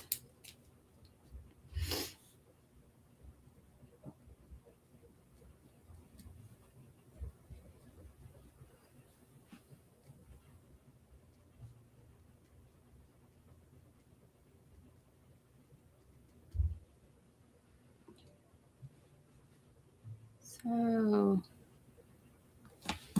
bear with me because I'm going to snap a photo of this one. There we go. All right, that way it's not taking so long to write all this out. But can you guys think of, let's look at this. This is one I haven't seen anyone really go into, but if you've ever been to Disney World, then I think you already know why he would have asked such a question. If you had the balls to cheat while married with children plus a baby boy on the way, why not just keep your Facebook active? Yeah. I honestly, that's another rabbit hole to go down. We could go down that one easily. So looking at this status with what we have, she says, going to Disney with cousins and boyfriend next week. And boyfriend, who's a genius, asked, are we going into Disney? And then she says, he lacks common sense sometimes. I guess that's why God created us women, because men would lose their own body parts. I can't say she's wrong in the comment section, but I'm more so looking at the actual status. What is it about the status that stands out to you? The Seeking Serenity says you shouldn't publicly embarrass your mate, even if kidding. I agree. I agree with you there. But I think what we kind of look over and bypass over is this. You have to keep in mind that Cindy did a lot of work with like credit, finance, that type of thing. They raised Chris. I mean, Chris by this time had a savings account. He was working. He was going to school. He was established, and that's not to toot his own horn, but it's to give credit where credit's due. At this point, he had not ever been married. He'd not been divorced. He had never built a house. He was young and growing and taking the time to build something for himself. That is the reality. So when you are a middle-class family living in Florida, I don't care if they give you the Florida discount. It's still expensive as hell. Like, my fiance has never been to Disney World, and I would love to take him to Disney World, but I'm like, there's about 50 other places we would rather go than Disney World. So that's why it's not on our agenda. But to take myself, my fiance, and even if it was just him and I going, we would be spending close to $1,000 by the time we got down there, went to the parks and came home. That's expensive for some people. Now imagine you're having to go to Disney World from North Carolina. That's even a greater hike. So what people don't know is that unless you've been there, is Disney has, you have Disney World, like where you go in, but you have like Magic Kingdom, and then Downtown Disney is free. It's like on the outskirts of actual Disney World, but it's like different shops. It's like a Lego shop. And I'm talking like nice, really nice theme park vibes through the whole thing. So like you've got like the T-Rex restaurant with this huge Tyrannosaurus Rex on the inside. You've got the Lego place, the M&M place. I haven't been down there in probably 12 years now, but they have all these places to like eat and shop, and you can do like the hot air balloon exhibit or whatever it is. So there's still rides, and there's things that you can do at Downtown Disney without ever having to purchase the really expensive tickets to go inside the park. So March 26, 2011, this is one of the first posts that we see where Shanann throws it out there that, oh, he's a genius and doesn't have any common sense. But where she's lacking, probably for the same reason, the same common sense, thing, is he wasn't wrong to ask, are we going inside Disney World? He's trying to figure out, like, are we actually getting tickets and going inside the park, or are we just going to downtown Disney? There's a separation there. There's a difference there. Now, does it need to be blasted on social media like this? No, not so much. But if the mirror were reflected right back at her, the same thing could be said for her. You know, like, it's kind of common sense. Like, there's nothing wrong with asking that question, because downtown Disney is such a big deal that some people just go down there to hang around in downtown Disney, and they'll eat, have lunch, whatever. You can still see fireworks from there, um, without, again, ever having to go inside the park. So this is one of those posts where she's showing her own personal immaturity in my mind. I mean, it's 2011 at this point. She's what, barely 26? I don't even think she's that. What is she, like, maybe 25, 26 at this point? Sorry, guys, I'm not doing birth date math, but Alasia says, I've never been to Disney World either due to how expensive it is and the heat plus traveling expenses. Yeah, it's expensive. I will tell you, if you love Harry Potter, even if you don't, absolutely go to, like, Universal Studios and do the 2 parks. It is wonderful. So much fun. I can't wait to take my fiance. It's just not on our, like, agenda probably for the next 2 years. But it's a lot of fun. And then Magic Kingdom is like the actual, like, Disney World park where you have, like, the Princess Castle and everything. You have to go see that at least once. Even if you don't have little kids, there's still exhibits and stuff to go do inside the park. And I know there's a lot of negativity surrounding Disney, but honestly, if you ain't into all of that and you're not tapping into any of that, just go for the fun. But plan ahead. It's going to be expensive. You will create memories.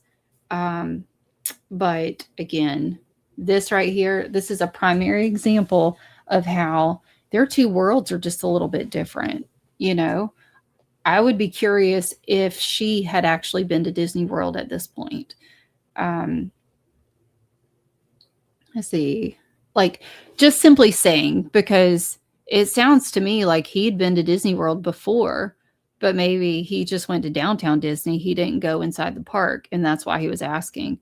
But if she's never even so much has been to Florida or been down to Disney World, she lacked the common sense to know that downtown Disney was a thing and that you didn't necessarily have to go inside Disney World. So again, I think this post, my opinion, is just simply, we're just seeing the immaturity. Like, she's growing up, she's kind of coming through this, and this is her mindset and her maturity level within a relationship. I mean, it is what it is. Let's see. Definitely didn't like how she would portray him sometimes as a no common sense dude, but then turn around and praise him. Yes, to be fair, I think we've all picked some before. I would like to forget a few of mine. All right, let's keep going. Uh-oh, sorry.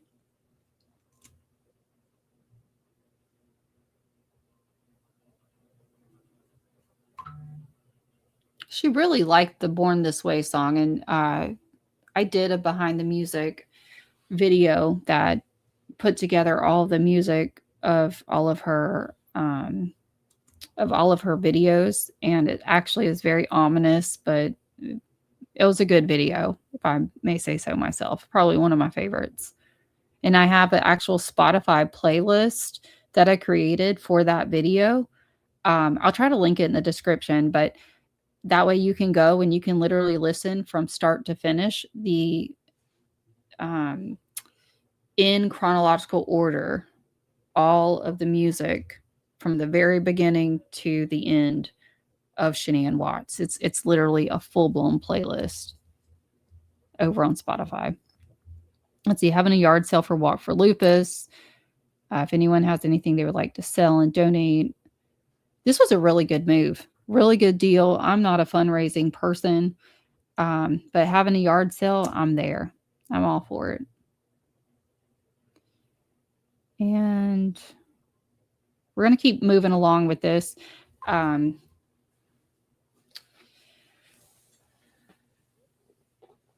So I guess I take it at this point they were living in the Peninsula house, the big house.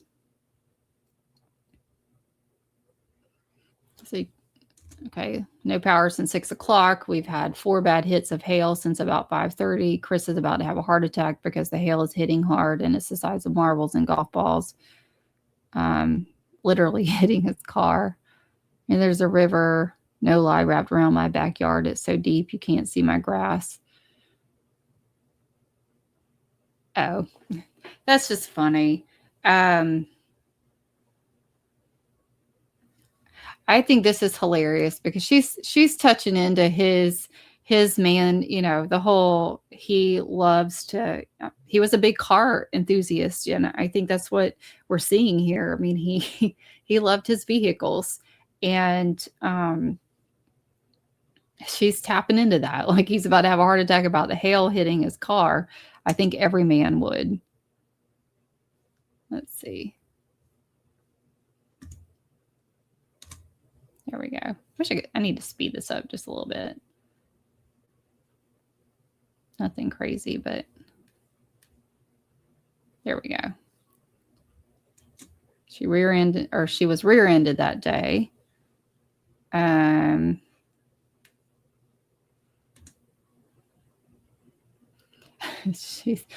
She sounds a lot like my fiance when it comes to road rage. That's probably a bit extensive, but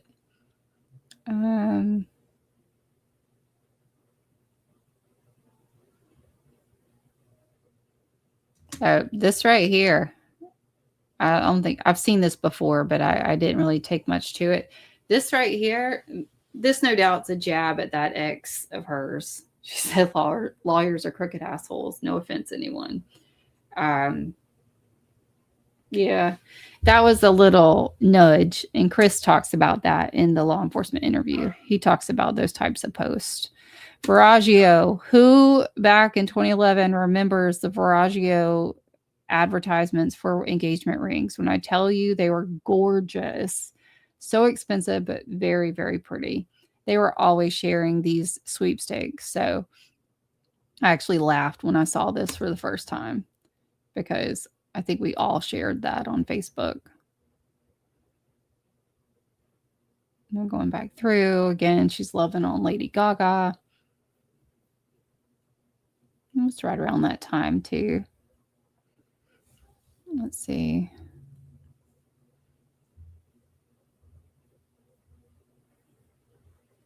Oh, here we go.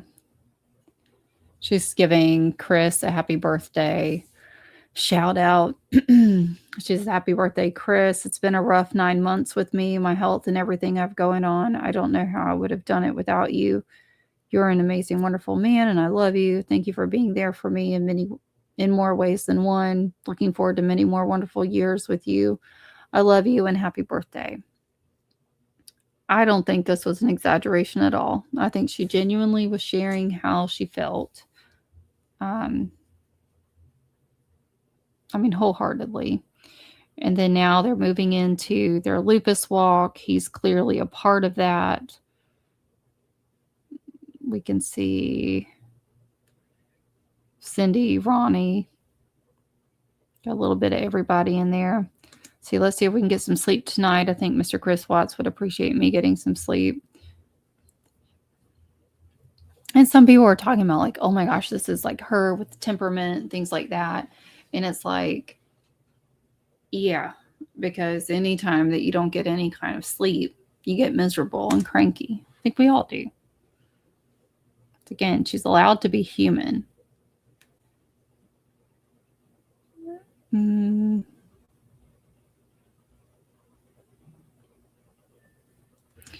All right, this is that Power Ranger costume.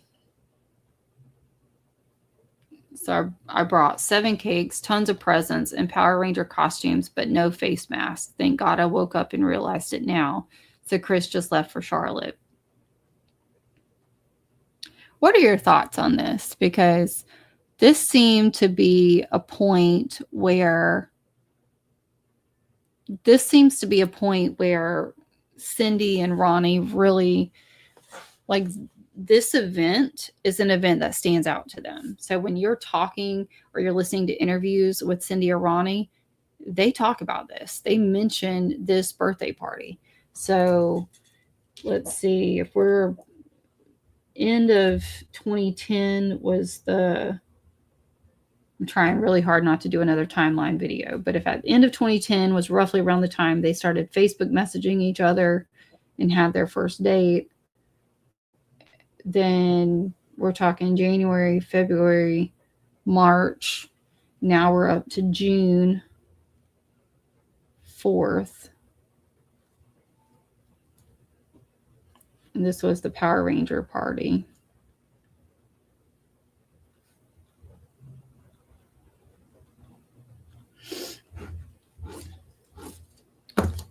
You can kind of start to see what's emerging that was starting to irk Cindy.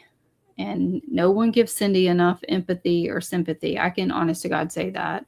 And don't come for me, but I'll straight up tell you, she called it like she saw it. And I think that's probably one of the reasons she and Shanann butted heads as much as they did, because Shanann very much would call things like she saw it. And so the two personalities, I mean, you got two queen bees trying to show up in the same hive, and that's just not going to happen. But I think that this is not anywhere near as derogatory as when she was talking about him lacking common sense when it came to Disney World, publicly. So it's interesting to me that this is one of the first occasions where, I mean, clearly Cindy and Ronnie were part of her Facebook, so they would have seen that Facebook post about Disney World. And so now we're looking forward at June 4th, and we're talking about the Power Ranger party.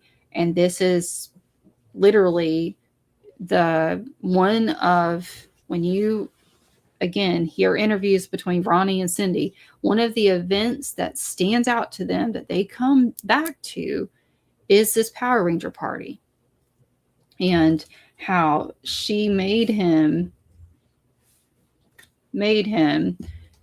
go back and get the masks.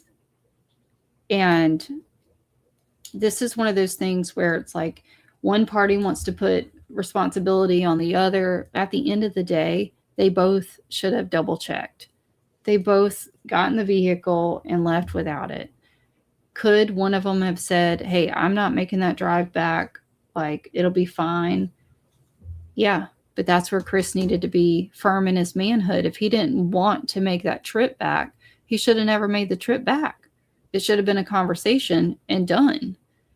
And instead, for whatever reason, his family seems to have taken it as she forced him to go do it. So what are your thoughts on that? I'm going to look in chat real quick, and let's see.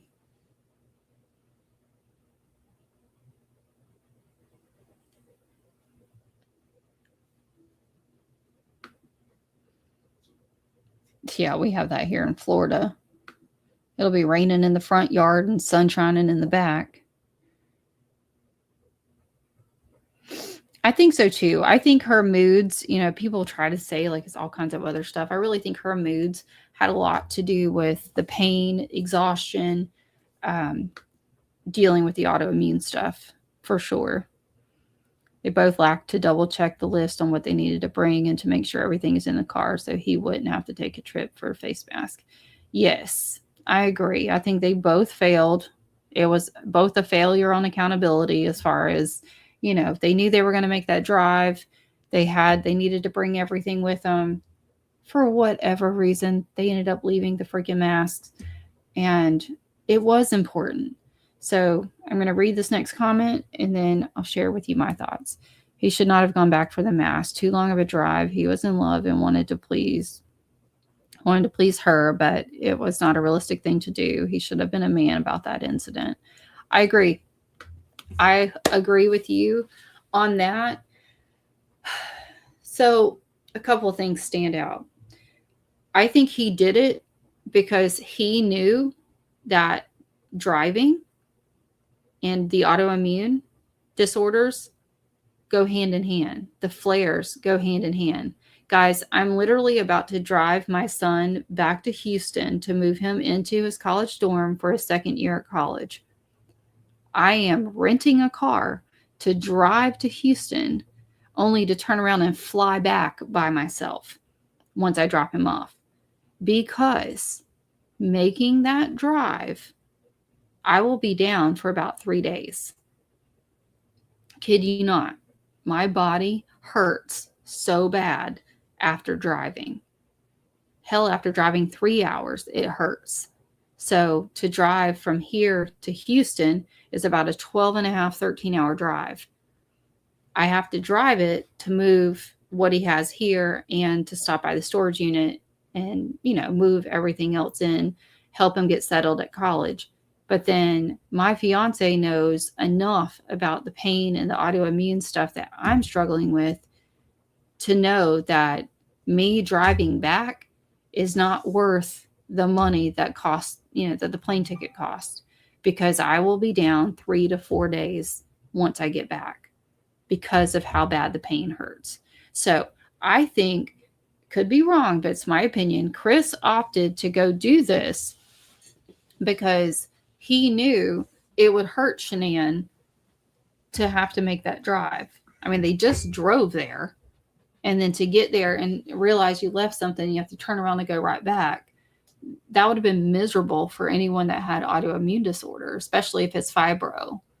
It would have been excruciating. And so I think it's a combination of things. I think he opted to go do it. He should have stood up and just said, hey, we're just going to have to do without it. But on the back end of it, I can also see where Shanann, trying to impress Chris's family, had this really grandiose idea of having the Power Ranger costumes. And why the hell are you going to spend all that money on costumes only to turn around and not have the full effect of it? So I can understand the significance on both sides for why that decision was made that day. Excuse me. So if you take everything that you know about the case and you throw it out of your mind and you look at this through the lens of, hey, we're going to meet Shanann and Chris at a birthday party today. Oh, look, they're in Power Ranger outfits. And oh, crap. Now Chris has got to head to go. Chris has got to go back to go get the mask because they forgot him.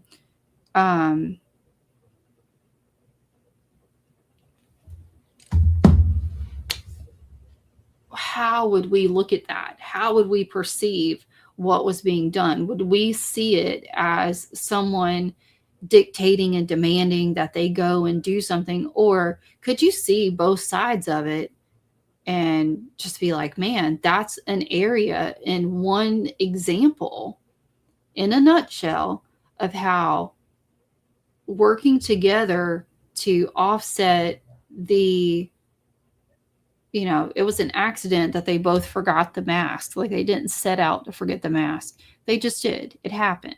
But then you have the man trying to accommodate because he knows what the ramifications would be for Shanann. And then Shanann in the back, in her forefront or back of her mind is thinking, we put all of this together. This was supposed to have been a really grand event and a grand celebration. And without the mask, it's just going to fall flat. There's nothing wrong with that. But definitely can see, like, when you start talking about tensions growing and going back and forth, especially with the case, like this is one of those areas where you start picking it apart. And if you're not careful, you're over analyzing like the normal. I mean, this is a relationship. It's give and take. And this is an instance where they both made a mistake and they tried to rectify it. And her reason for insisting that they get the mask was I mean, it was in the right place. It wasn't her demanding him to do something and not caring. She cared a lot. That's why it was such a grandiose gesture. That's just my thought.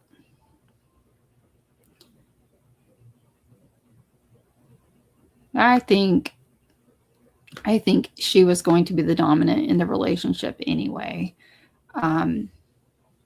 But that's a whole nother video. That's a whole nother video. So let's continue on. And so she's at the dentist. I would not be joining her there. I hate the dentist.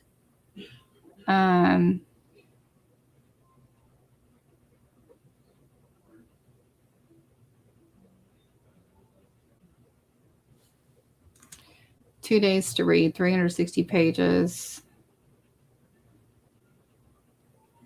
And this right here, this will end up being a whole nother video on its own. All the talk of nursing school and stuff like that, simply because I think this would have been an area of tension for her and Chris at some point. I think it would have been for anybody. I know my fiance would have had an issue with the changing around without committing or halfway committing to something, to some degree. It would have been a conversation. So here at July 9th, she says, so we were at dinner and Chris sat across from me instead of next to me. Kayla is sitting next to me. The waiter thinks I'm single and hot and asked if we wanted separate checks. And my boyfriend said no together. And people around us think me and my cousin are lesbians. Oh my gosh. So what's your take on this? And it's just a simple, when you're out with your spouse or significant other, do you sit side by side or do you sit across from each other? I'm curious. Let's take a poll. I think there's a way to do a poll. Isn't there a way to do a poll? Let me see. I want to create a poll. I know on YouTube there's a way to see a poll.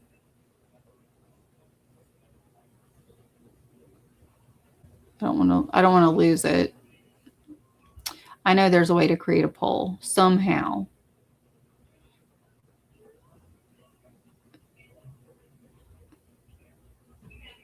All right, so here's my thing. If you sit across from your significant other, put a 1 in the chat. Oh, I hit 11. I meant 1. So if you sit across from your spouse, put a 1. If you sit beside your spouse, put a 2. So whoever you're with, do you sit across from them at the table or do you sit beside them? And let me know. 1. See, I sit across from them too. And here's why. I sit across from my fiance because I don't want to get bumped while I'm eating. He's got muscles like this. And so if I sat next to him in a booth, we would be eating like this. And so I never sit beside him. I sit across from him because I want to be able to communicate with him and talk to him. Now, if we are eating out with someone, I tend to sit in the booth beside him. But if it's just him and I sit across from him. But if I'm thinking about it, if we're with a group, I usually sit beside him. So I don't know. That's just interesting. I mean, there's not really any significance to it, but I just think it's interesting that the waiter would assume that she was, there by herself instead of with him. Let's see. She was always the dominant woman. What's up to Chris? Yeah, I agree. It's biblical for the man to be head of household. It is, but that's an area where we will have to revisit and come back to, because that plays a key role in a lot in this case. I'm left-handed. My husband's right-handed, so it's a little awkward trying to eat. Yes, I could imagine. All right, let's keep going. I really want to dig into some of these videos. So the thing about him being head of household and all of that, it's biblical, yes, but if you are not in the Bible and you do not practice that, then you really don't know what the guide is for being head of household or what that looks like. Just like a lot of people talk about women being submissive to their spouses, but they don't have a clue in the world what it actually means to biblically be submissive, as opposed to, submission per the secular world. It's a big, big difference.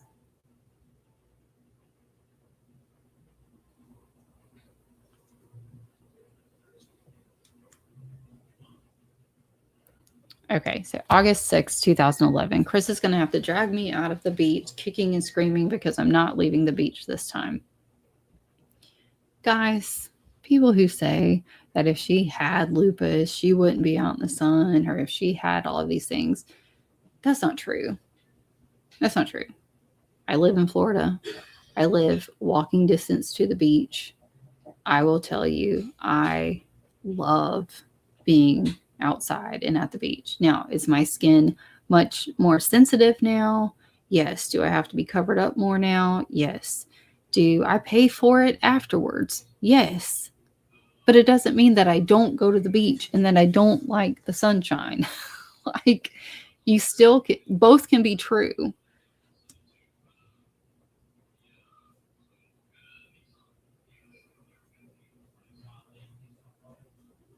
I agree. Stop it real quick. Pull this up. Believe that was the entire downfall of their marriage. Chris definitely was not into his Bible, and Shanann wasn't as much either until their marriage started to crumble. I agree. Wholeheartedly agree. I think they were looking to anything and everything to grab onto inspiration. And, I will never push my beliefs off on anybody, but, marriage is biblical. It is, I can love all, but I know what the Bible says about marriage. Believe me. You don't, go read Matthew. And it's not to be taken lightly. And I do believe that had they had a little bit more stewardship and guidance from their faith background, I think some decisions would have been made differently. But I can also assert and say, having been raised a Christian, being raised in the church,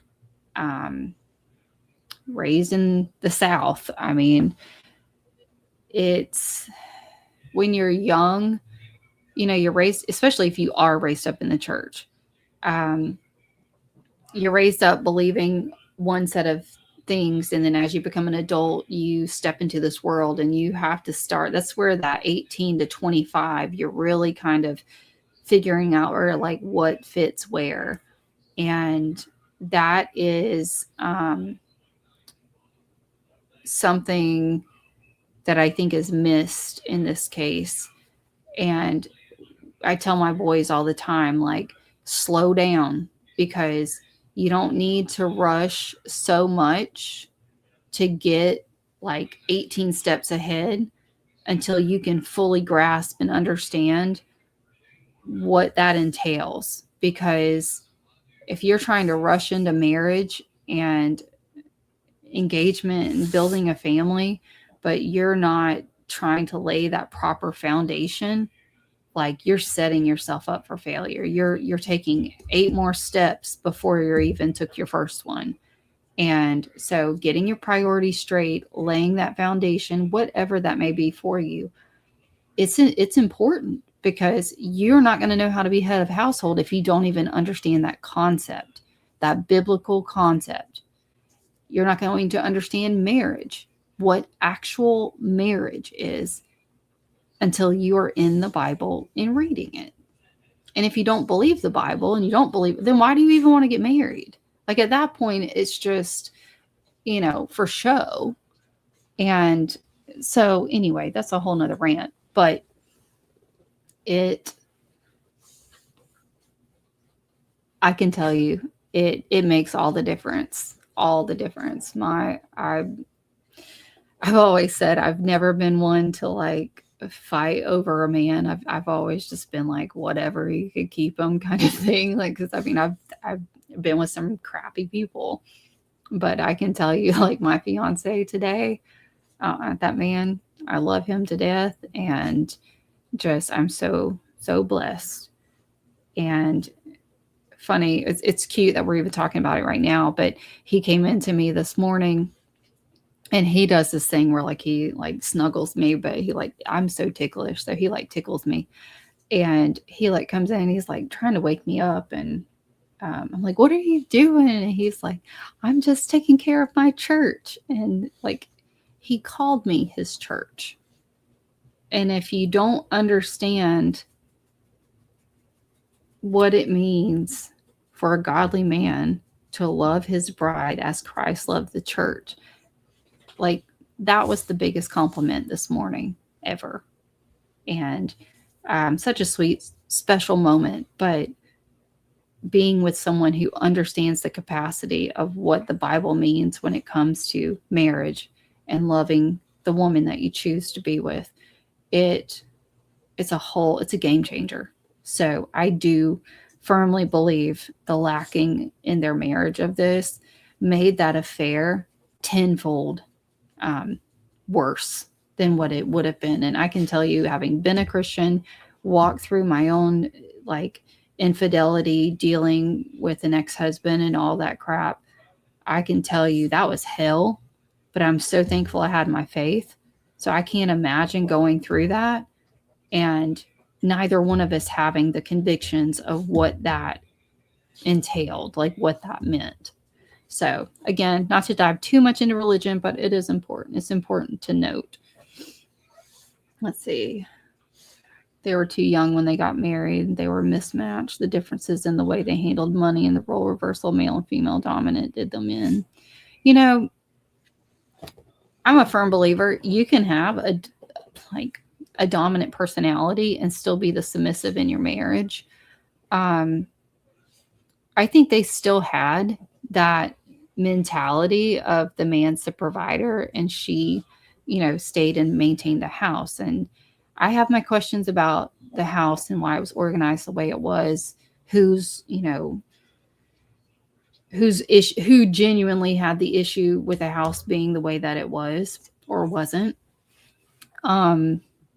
But even getting married young, you can get married young and be successful, but that's not going to happen without a solid foundation. And we already know Shanann had already been married, divorced once. And he was coming from a completely different standpoint. You got to be able to like process and lock into that. And they kind of they did what a lot of relationships do. And that's why it's so important to talk about these things.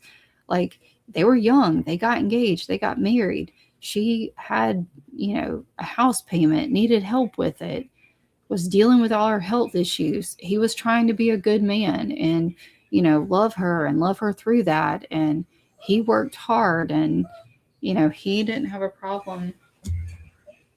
Hold on, let me let my dog out. You go outside? You go outside? Go ahead. Hey, babe. Yeah. Will you please let her out? Yeah. Sorry about that. So I think he tried his best to provide what he felt she required and wanted from him. He provided what he wanted to provide. And then I think much like most late 20s, early 30s, and we see this psychologically, there's peer review journals galore about that identity break at 30, especially with men. And with so much having happened leading up to that and leading up to that age, it was a cooker. And you add in the aspect and the element of social media on top of the other stuff. And again, that's why we're doing this. So wholeheartedly. It's too bad they didn't go to counseling.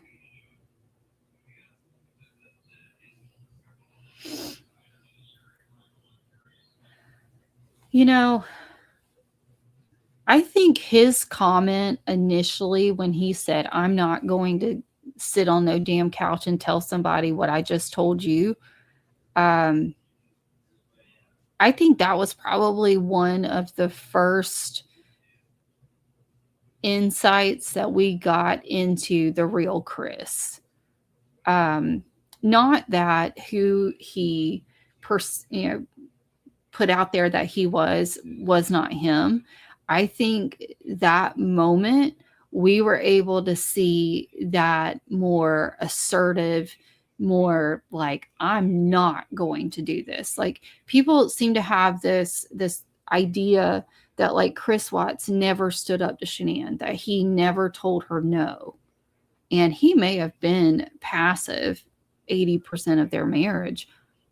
But do you think for a second that after 8+ years, or 8 years together, that they never butted heads? Like, that's impossible after 8 years. Now, you can disagree. It doesn't mean you have to have hateful, knockdown, drag out like fights. But for him to look at her and say, I'm not going to sit on nobody's damn couch and talk about what I just told you. Like, that was his way of saying, like, I meant what I said.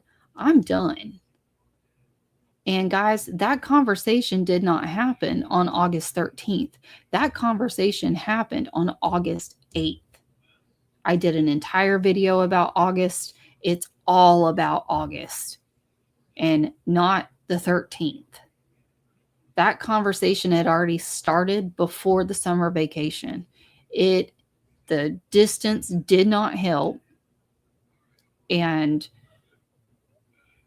when it was coming back to I think it came to a head during their time in North Carolina, no doubt.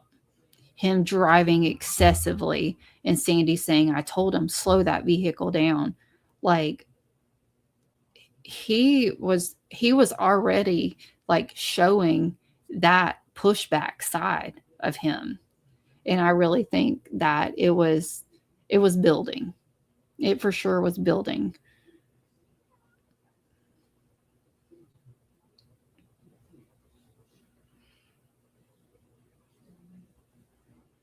Yeah. I didn't think they were too young. I mean, she was young when she got married that first time at like 18.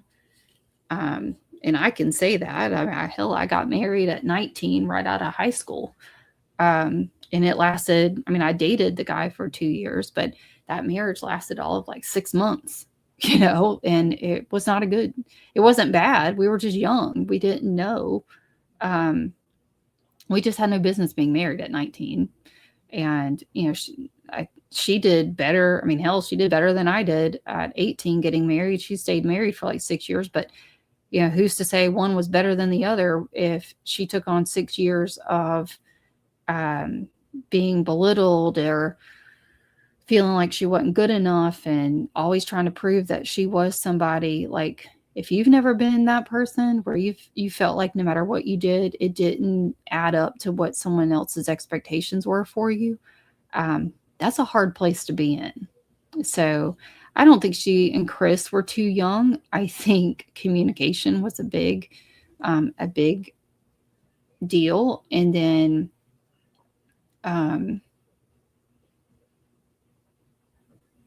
the identity shift around age 30, I think that really was an issue. Shanann wanted to go to counseling with Chris and was willing to take those steps, but Chris was firm on absolutely not going. Yeah. I will say though, too, not I hate to even remotely defend Chris, but I will say by the time she was mentioning counseling, and by the time he was adamant that he wasn't going, he was done. And I usually only say it from a woman's angle, but it can happen with a man, especially if he's already in an emotional affair with somebody else. Um, Women, that's why when people say like, "Oh, I can't believe she moved on so quick," or not Shanann, but like in general, like if someone gets divorced and the woman moves on pretty quick, and people are like, "Oh my gosh, I can't believe she's like already seeing somebody else or whatever." It's like women check out long before the divorce. And I really think, um, I think they tried. I think Nico was one of those conversations where it was like, do we try for another, do we try for a boy? And it was just meant to be like a way for them to connect. And it backfired. But I think by the time Chris joined, especially by the time he joined them in North Carolina, he was done. And I think she knew it. And she was, you know, much like any other woman's going to do. I mean, you've been married for all these years, like you're going to try to salvage it. You're going to, you are trying to pull out every stop. And another thing to just highlight and share is, don't wait until things are hitting the fan left and right to get help or invest in your marriage. Go do a retreat together. Go do, my fiance doesn't know it, but I bought us that couples adventure book where you like scratch it off and you go do a date or something, and it tells you like what to go do. And the whole concept is so that you connect and you go do something that you otherwise would not usually do. Um, to have that connection outside of the kids. And one of the patterns I point out in the Watts case is you see when things start getting tight, they jump to another committed agenda. So it was like when things were getting tight with her home and everything like that in North Carolina, they got married. And then when things were building up to their wedding, they ended up moving to Colorado. And then it wasn't long after that, they had Bella. And then not long after that, they had Cece. And it was around that same time when they did that first bankruptcy. I mean, it was like a negative with a big positive, a negative with a big positive. And it's just like a couple saying, oh, well, we'll try to have a baby and fix it. Like, baby changes everything. It does not fix everything. So August 10th, 2014.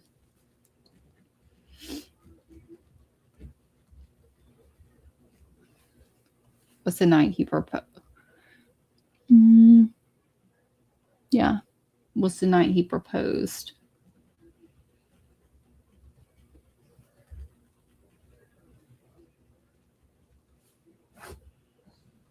If one of you guys are bored and you ever just want to look up a study, I would be curious to know how many women were murdered on the same week that they were engaged.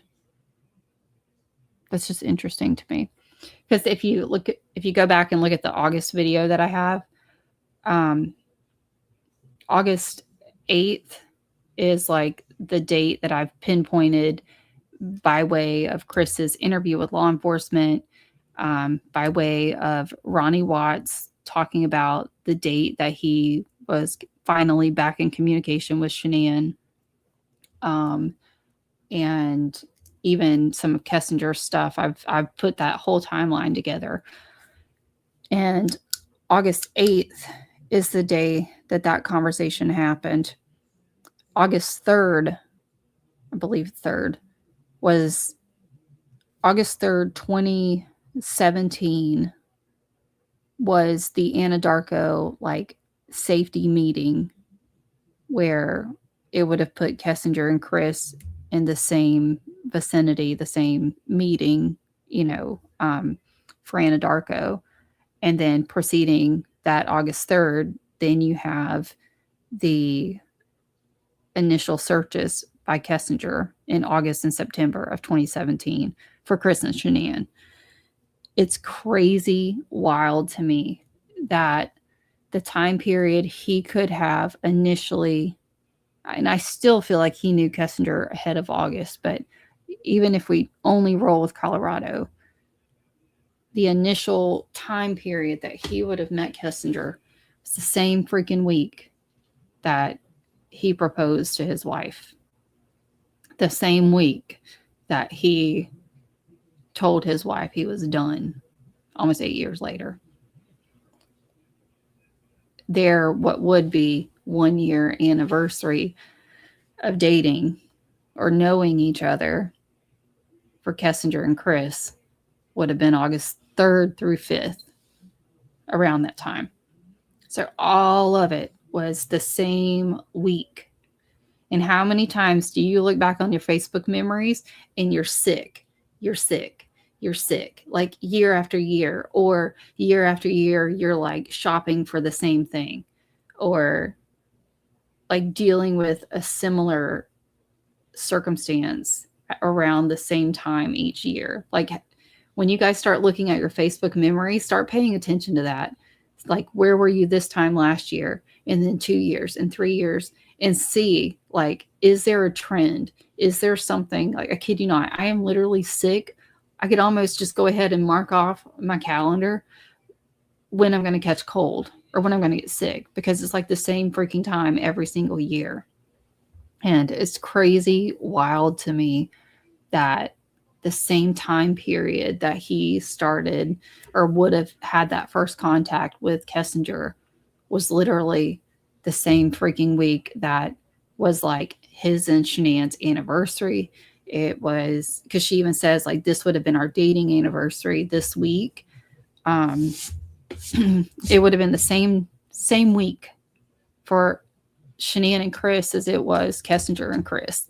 And then why in the world did it have to be August 13th? You know, that was the final end. Just little backstory, theory type stuff. Let's see. Seeking Serenity says it was too late at that point. He was having the affair. He should have spoken up the first time they filed for bankruptcy. Yeah, and you know, it's not to say that he didn't. He very well could have. But then the answer was sex.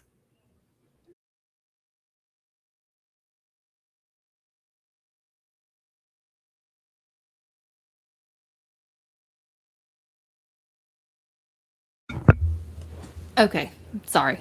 I don't even know if I muted that properly, but having to get the fiance acclimated to live shows and saying, hey, you realize, like, that's going to be broadcast everywhere.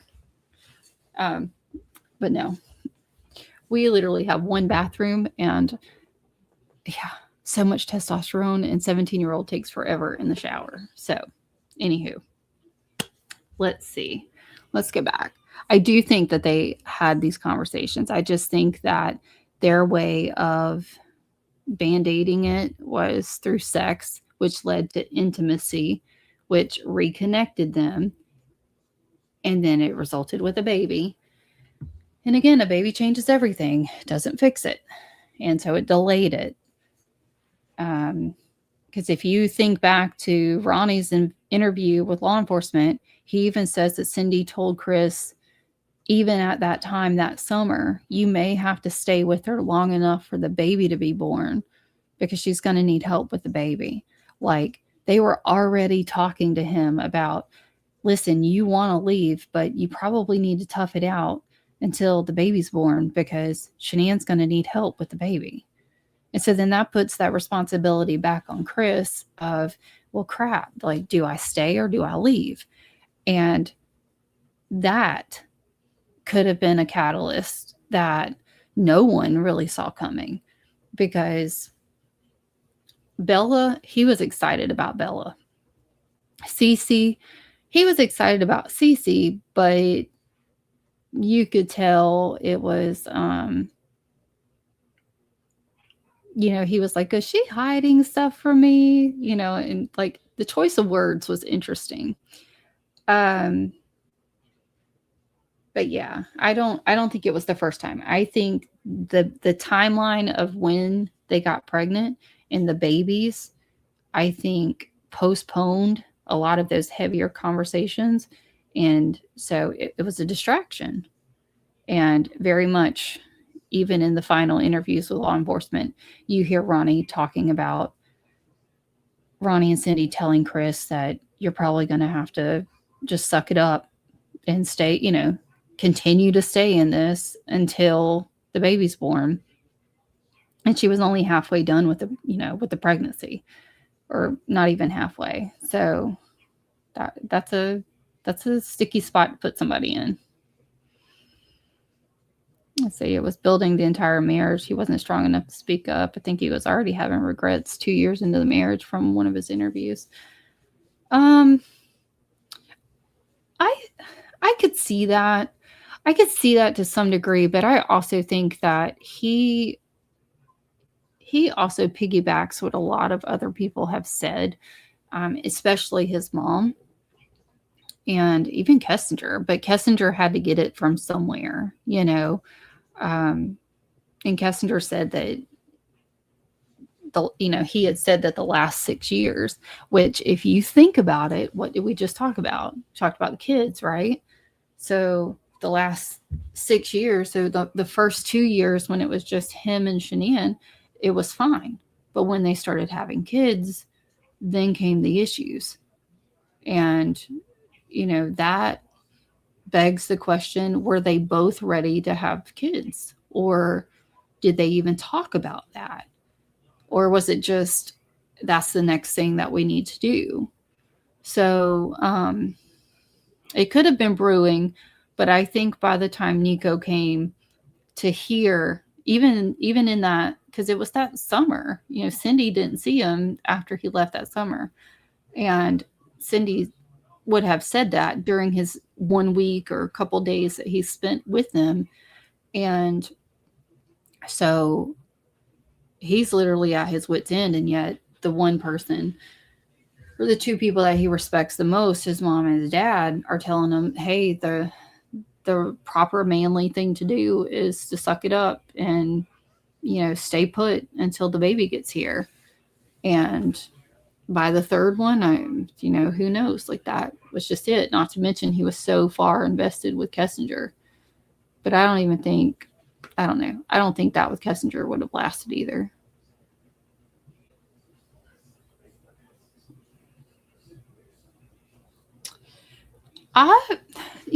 His emotional ability to connect, I would be curious to talk to Kessinger at some point, because I'd really like to know, like, how they connected outside of the bedroom. I mean, clearly they were having lots of sex, but I would really like to know, like, how they connected.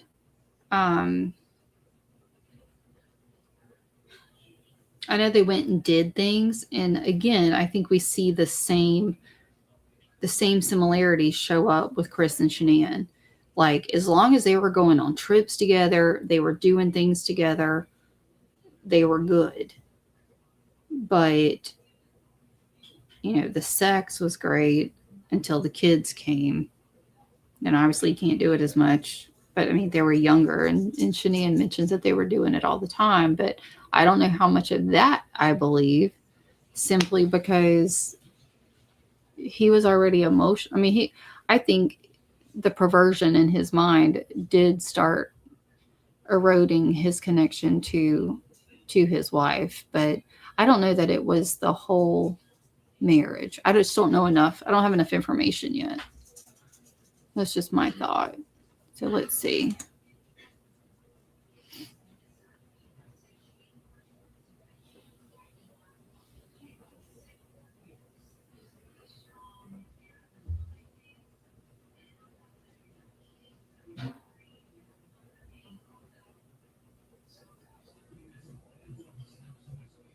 So this right here, this is one. It's just kind of out there. But what are your guys' thoughts on this post? for her to say, does anyone know a good mechanic? I mean, at this time, Chris was working at Ford. Like, what are your thoughts on that? Is this one of those like passive aggressive posts? Because Chris does talk about that in his police interview in prison. He talks about how she would post things, and even though it wouldn't say who it was about, you would know who it was about. So I'm just curious about that. Any thoughts on that, guys? Let's see. You do think that he or they should have never suggested for baby Nico solely because they were at the 7-year itch and should have either gone to Christian couples counseling or divorced and split. Yeah, I agree. But I think there's a lot of speculation around Nico, and there's a lot of secrecy around Nico that I don't understand. I also don't understand why they did not honor her request or her decision on how to spell Nico. Um, Again, whole other video, but there's a lot. I do have questions. And I think he had questions, and I think that probably didn't come across the right way. That didn't sit well. Um, he definitely became detached, but I can also tell you from studies and experience with dealing with affairs what the ability to emotionally disconnect from someone when you're being fed from a different angle, it's dangerous. And it's not like necessarily dangerous in the sense of like life or death, but it's dangerous in the sense of like your ability to just not give a damn. It switches, it cuts. And it takes a lot to get back to that. So, just something to ponder. But I'm just curious. This post, I'm curious what your thoughts are. Like, do you think that she posted this as a passive aggressive post, or was she just genuinely like looking for a mechanic that maybe Chris just couldn't do it?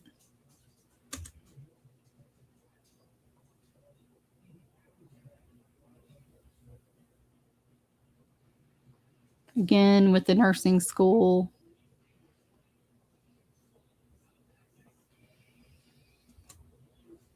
Okay, so September 1st, 2011, she says, okay, remind me when in labor, don't let Chris drive. Let's talk about this one for a minute. Let's really hang our hats on this one for a minute. Have you guys ever heard the phrase or the saying that if someone scares you or makes you fearful with their driving, that's a form of abuse? People bypass this all the time. And I had to unlearn the behavior because of how I was raised. But remind me when in labor, don't let Chris drive. Keep in mind what Sandy said about that summer when he was flustered and frustrated. Is this either Chris was out joyriding and took her out for some speed in his car, or was this hinting at him having issues with either road rage or just, him being off the handle and driving? Let's see. So I think she was generally looking for a mechanic that could get her car in a decent time frame. Maybe that's possible. I like that. That's possible. He desperately wanted a boy. He was getting one. So to annihilate his family shows how bad he was wired, or I'm not surprised that there was a demonic influence. Yeah. Again, I think there are I don't think you can have a case like this and not have demonic activity in there. I mean, it's definitely there. Wanting a boy, I don't know that I'm buying that narrative. Not that he didn't want one, but I think it stems from a conversation that he and she had where they were talking about their marriage. It was a difficult one. I always talk about it being the purple shirt video. So the video, we'll end up seeing it at some point. I may have to break for dinner with the family, but the wanting a boy in that purple shirt video where she talks about, like, I really think that's around the time that she may have questioned something about Kessinger. I think she was starting to put stuff together. I think they had a big heart to heart during that purple shirt video or right before it. I think a lot of that video was meant for Kessinger to see intentionally. The posts following that were intentional. I wholeheartedly believe that video and that day was a big day for them. And that was right around the time that, the discussion about wanting a boy and that type of thing came about. So, I think it was progression. Excessively speed all the time in the car. Yeah. Yeah, I've been there too. I've been there, and unfortunately, full transparency, I mean, I grew up with a mom that would do it when she would get upset. It wasn't,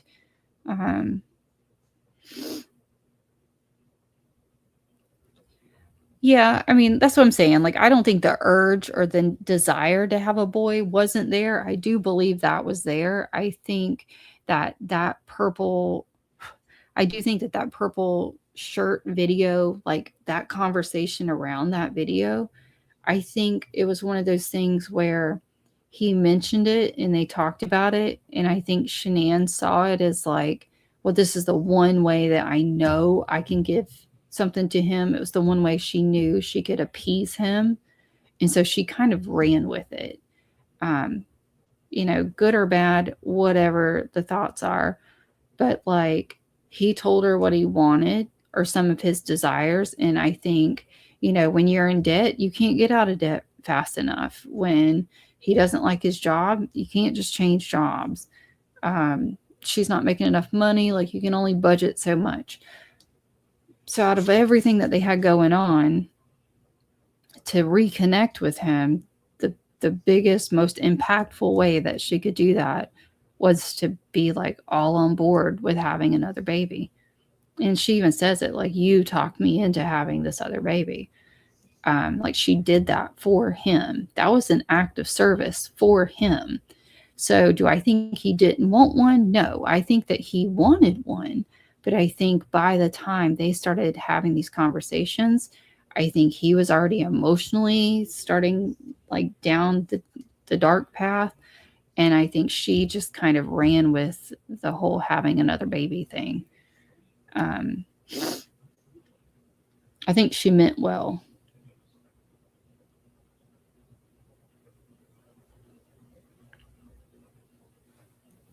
I mean, that's a possibility too. It's a completely opposite possibility. The only reason I mention it in the context that I did is just simply because of his driving behavior when they were in North Carolina that summer. It was mentioned that he was driving recklessly and at fast speeds, probably because he was frustrated. I mean, he wouldn't be the first person. He's not going to be the last. But is it something we need to be aware of? Yes. Like I was saying, my mom, when she would get frustrated, she would drive fast. My stepdad would do the same thing. So naturally, as I got older, had kids, whatever, it was like I got frustrated, I would drive faster.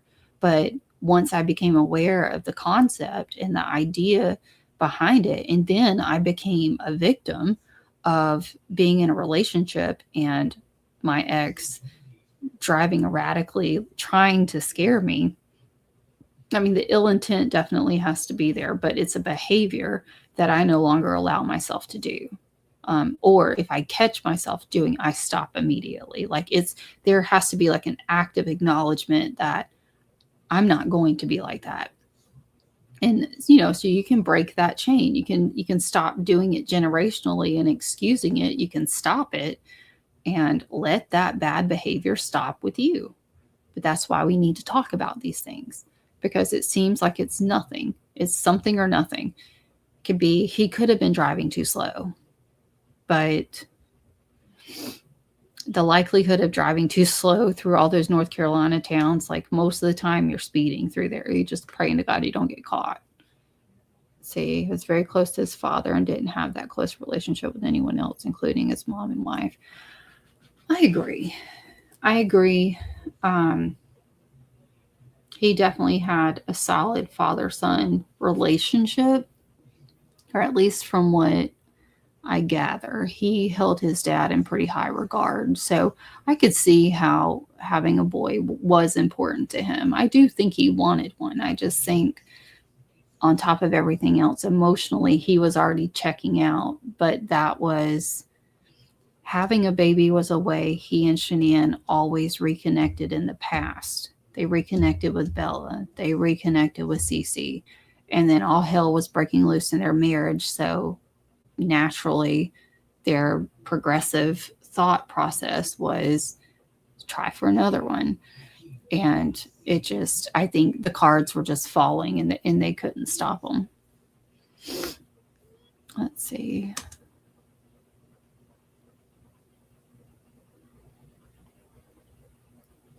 She was a fundraising fiend, I can tell you that, because there's no way. I need to get better at fundraising.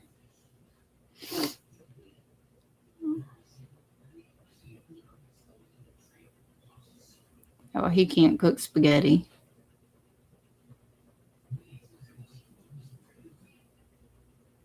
They did the lupus walk again.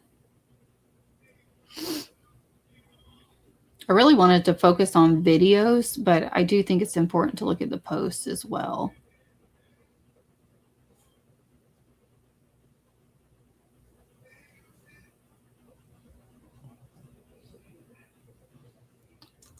I will say this about these types of posts here, and this is just because I am a nurse and I did go to nursing school and graduate. These types of posts can be, if I'm telling you just straight up my gut feeling of it, I feel like this was a cop out. Like this was an excuse for why maybe she didn't do so well on an exam. Fibro brain or fibro memory, lupus memory, it is a real thing. Like there are some days I swear I can't remember which way is up, or I feel like I have to look so much stuff up that I shouldn't have to look up. So I know it's a real thing. I know nursing school, you cram so much in. I mean, nursing school is a freaking nightmare. And if you are trying to have any kind of outside life outside of nursing school, good luck with that. I don't know how anyone does it. Or at least not the nursing schools that I went to, or nursing school that I went to. So I kind of go back and forth on this, but all I can share with you is like my raw gut feeling when I first read this. And I don't know if it's just like nursing intuition, whatever. I kind of just feel like this was one of those things where she took a quiz, probably didn't do very well on it, and then was like, oh, it's the fibro brain that's, making it happen. When the reality is if you've got a budding relationship going, you've got all these other things, including the diagnosis and the whole process of that. That's a lot with nursing school. It really is. It's a lot. So I don't mean that in any derogatory negative way. It's fact.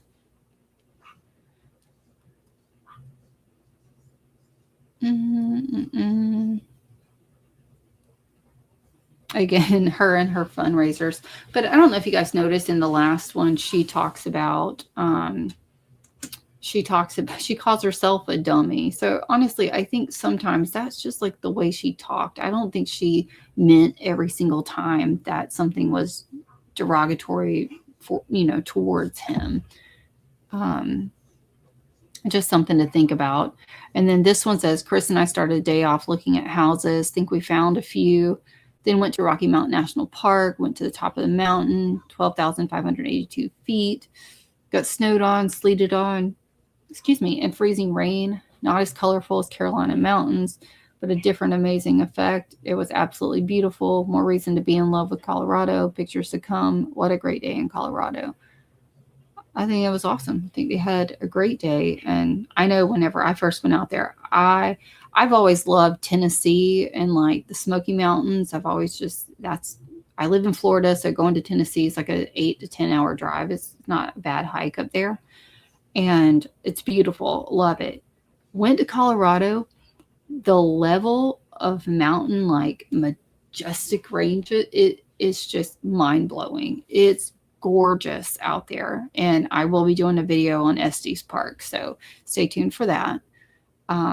Actually, they had a good day on this one.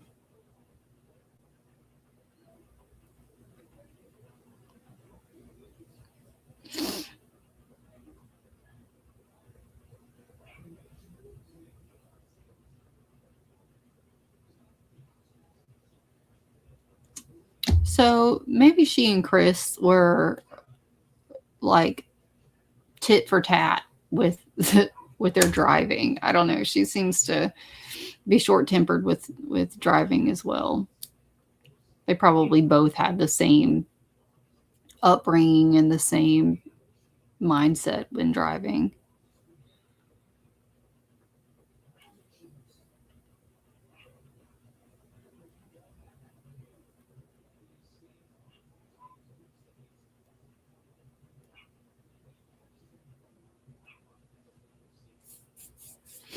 My dog is outside trying to alert somebody. She does not like our neighbor dog. Mile High Swinging Bridge. It says beautiful and Chris is scared. What are your thoughts on this? Chris just scared of heights? Curious. See, she mentioned she was terrible at taking tests. I always thought that's why she went the MLM route instead of something like realtor. Very well could have been. Very well could have been. And same with education. And I have my two children, they're both boys, all the way down to their measurements and time when they were born is identical. They're 3 years apart. And when I tell you they're night and day from each other, like my oldest is very studious, but my youngest is very like tactile and very hands-on. And so my oldest, I mean, they're both very, very smart, but my oldest can go take tests and read and comprehend very quickly. My youngest can read and comprehend. I mean, I guess to be fair, he actually does really well academically. He just doesn't like it. And so their choices in their career paths are just very, very different. So, I mean, I could totally see, especially if you are not a good test taker, I can completely understand why you wouldn't want, like why you wouldn't want to,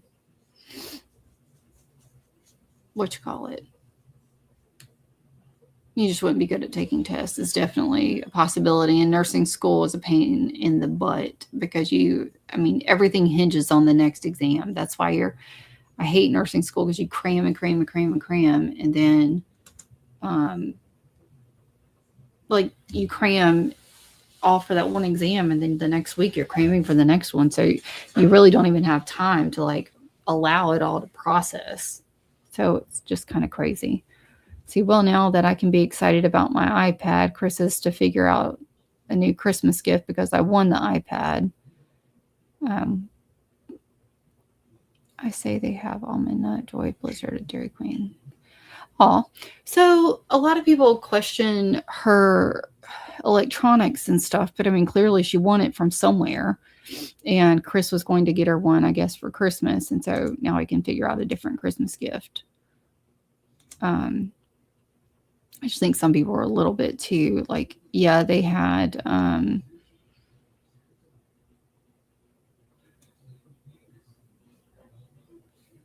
this is a good one, I think.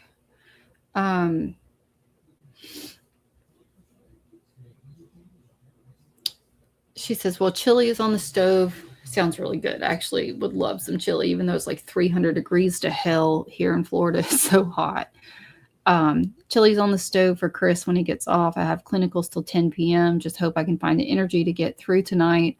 I want my pain to magically disappear till midnight like Cinderella. This just screams wife. Like, does it or does it not just scream wife? Like, she's got chili on the stove when he gets off work. She's got clinical, so she's still, grinding it out, doing her thing. Just hope I can find energy to get through tonight. I mean, that's any working woman's ideal way to start her next shift going into work. And again, keeping in mind, this is when it's just the two of them. So they definitely felt connected. Let's see. Uh-oh. I don't usually share my screen this much, so I normally watch from a different area. And so I'm trying something new, guys.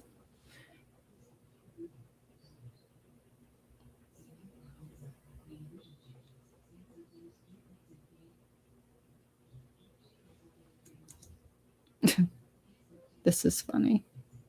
She says Chris already has work in Colorado. This is when they were out visiting their friends, I think, during that initial trip and checking things out. And it's really disheartening. I mean, you just knowing how hands-on he was with the kids and,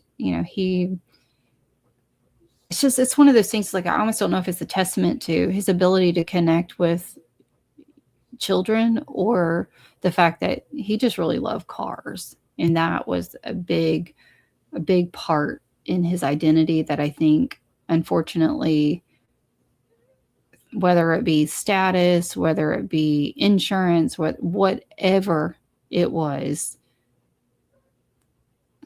something made the oil field more appealing to him. And I think that I do think his career change to Anadarko played a big part in this too.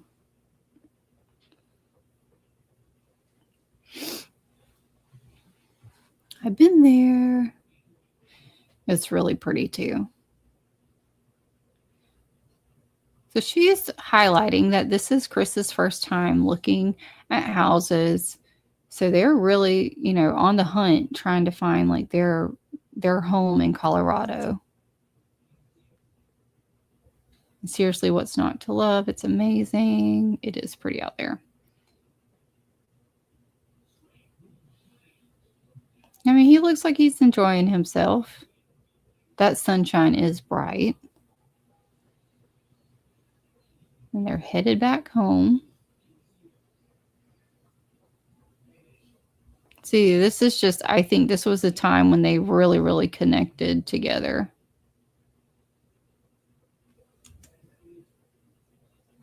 And then all hell breaks loose, apparently. So, December 3rd. Anyone that knows me knows I'm not a selfish person. Today will be the first time that you'll hear me be selfish. Today, it's all about me and my future husband, Chris. I love him unconditionally. He really does complete me. Therefore, I won't go to work. I won't answer work calls. No one's drama today. It's all about happiness, love, and friendship. Thank you in advance for everyone that will share that with us tonight. And for all our friends and family not here, thank you for being so wonderful, supportive, loving, and caring. Love you guys. Something really got under her skin this day. And she's really putting it down that when it comes to their wedding, she is drawing a boundary.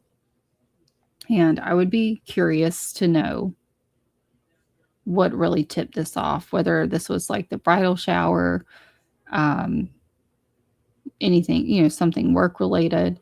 But I believe this was like a bridal shower. It had to have been. If anyone has information about this post specifically that knew her, reach out, let me know. thehousehuddle@gmail.com. I think it's important because this is one of the moments where she does not get enough respect. She didn't have a problem putting her foot down and saying, he's my guy, and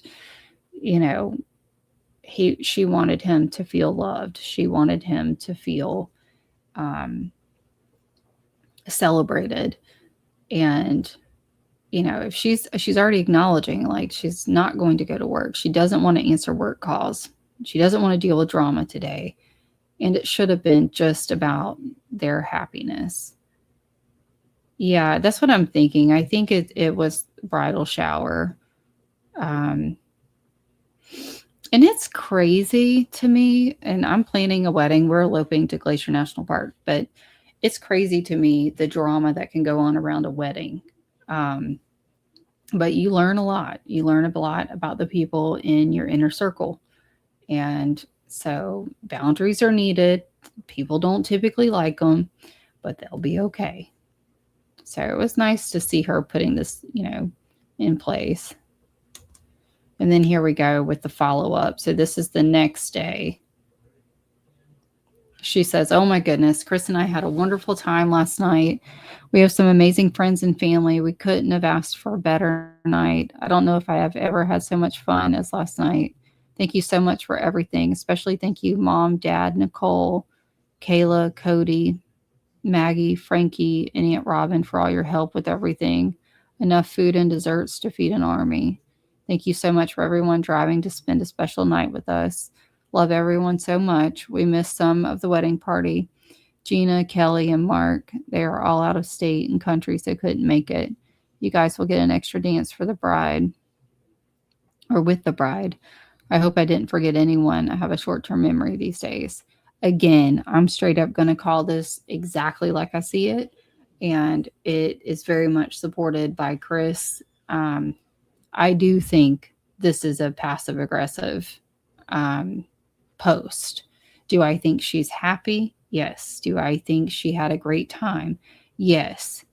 Do I think she is over embellishing how great of a time she had that night? Yes.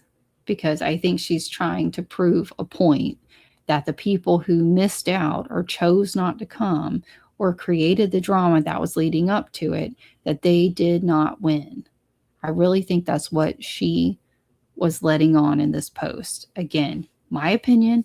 Share with me what your thoughts are on it.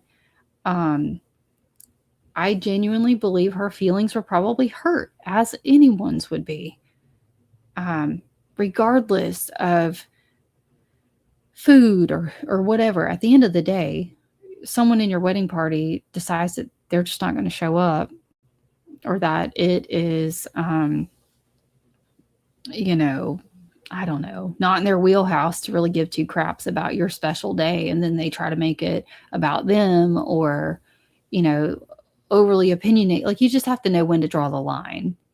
This is her bridal shower. This was hers and Chris's shower. It was about them, and everyone else's opinions, I mean, frankly, they shouldn't have mattered. And so again, do I think she had a good time? Yes. Do I think she felt loved and supported by her family and her friends that did attend? Yes, I do. Do I think that she was pricked and nudged emotionally and hurt by the people who didn't show up? Yes. Do I think she wanted to make sure that they knew they missed out? Yes. So all of it can be true. It doesn't mean that it only has to, only one part has to be true. I think it all is. But I think this is where, and this is early on, this is 2011. You're already starting to see the passive aggressiveness in the post. That was not a lie. That was one truth that came out of Chris Watts. And it's backed post after post. Let's see. I'm still recovering from my wedding last year in September. Needless to say, my phone been pretty dry since last September. Put my foot down with a whole family of friends. With yes, believe me, I have my own wedding drama, and we are getting married in October, and my inner circle has been there through some really just unfortunate abuse and times in my past. And so they grew accustomed to my life always being the one that, was freaking a complete ball of chaos. And now that it's not, it's almost like they don't know they didn't understand how to connect and not be needed in that same capacity again. And so thankfully, my one sister and my best friend and I, we've been able to have some good conversations and inspired some growth in them that they didn't even realize that they really were needing.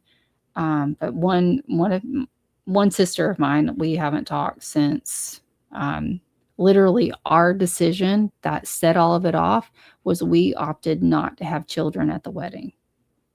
That's the only thing. Everything was perfectly fine. It has nothing to do with our relationship, has nothing to do with anything else. We simply, because we're getting married in Glacier National Park, it was like we wanted it to be the married couples that were coming to our wedding. We wanted them to focus on each other and to be able to be there with basically like our closest friends that were couples that were married, for them to really focus on their marriages and just kind of be like an opportunity that honestly, even if they wanted to renew their vows while we were there, like it would be great. And the amount of pushback on spouses not wanting to spend time with their spouses was mind-boggling, concerning. And yeah, I never imagined in a million years, not to get off on a rant, that asking to not have children at your wedding would create such drama around what's supposed to be such a wonderful time. So it's crazy to hear that that's your story, Alasia. And it's crazy that even like the happiest I am to be going through some family drama around the wedding is crazy. And it's all like, for us, it's all because we just didn't want to have kids at the wedding. And then for like Shanann, it was, certain foods. I don't even care if she was allergic or not. If she doesn't want certain foods at her bridal shower, there shouldn't be certain foods at her bridal shower. Like it should cater or should have catered to her, period. And people make it more than it has to be. But I'm sorry, if someone's getting married, it is about the bride and the groom, not anybody else. That's my take. They truly did have a great time for pictures, but yes, hurt. Oh yeah, no, absolutely. Absolutely. I'm glad like our drama stuff like happened earlier, because now like it's just not even a thing. But yeah, it's just unfortunate. It's unfortunate, but it is a pattern of relationships and behaviors, because like as adults, you have to be able to have that respect and that understanding that,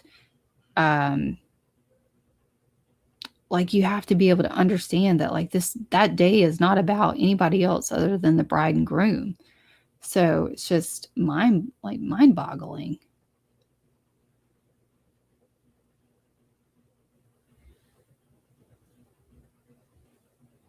Yeah. I'm glad you guys had a good time. I know we're going to have a great time. We're really excited about it.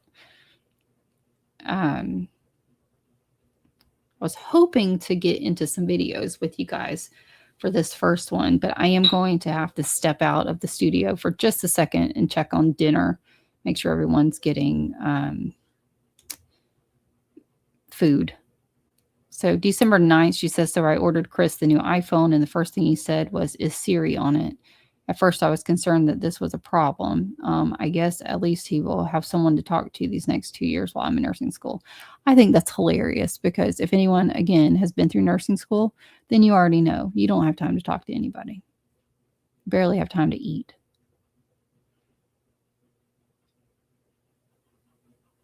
Let's see.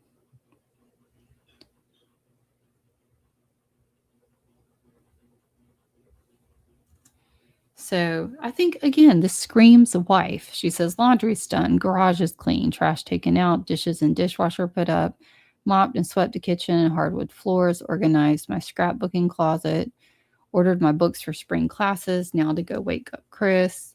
Then I'm off to get my free food and goodies from all my favorite stores. Like, she's just having a good time.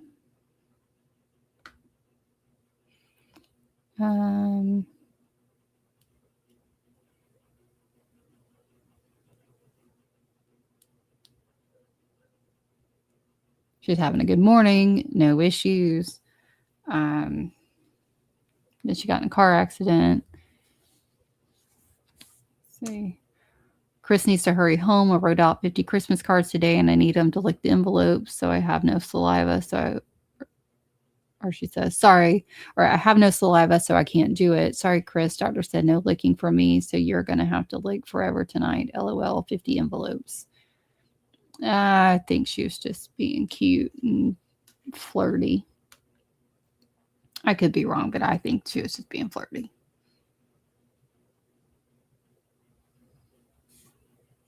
Let's see. So I loved your wedding with roughly 20 people, closest family and friends. Love that you have supported and actively been there. Yeah, I think that's all it matters, honestly.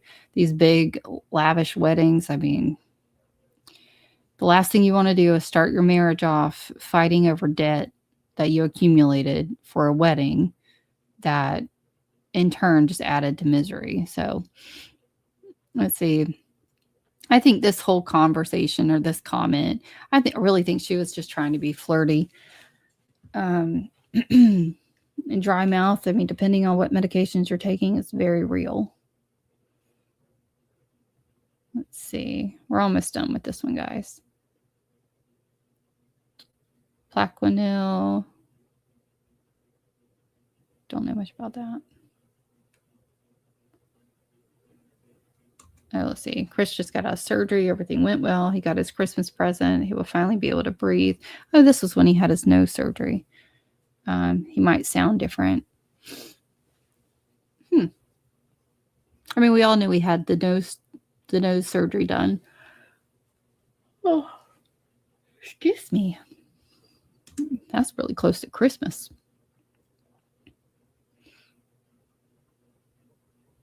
Septoplasty surgery.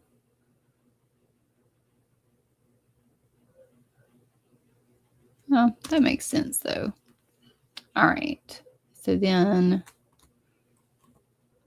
let's go 2012.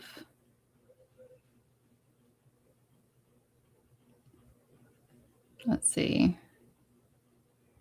All right. All right. We're running on 3 hours at the moment.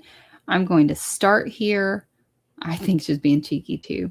Let me step out real quick and check on my family. Make sure dinner is, if I need to cook, then I'll wrap it up. But if not, I'll come right back. But let me go check on everybody out here. Okay. I'll be right back.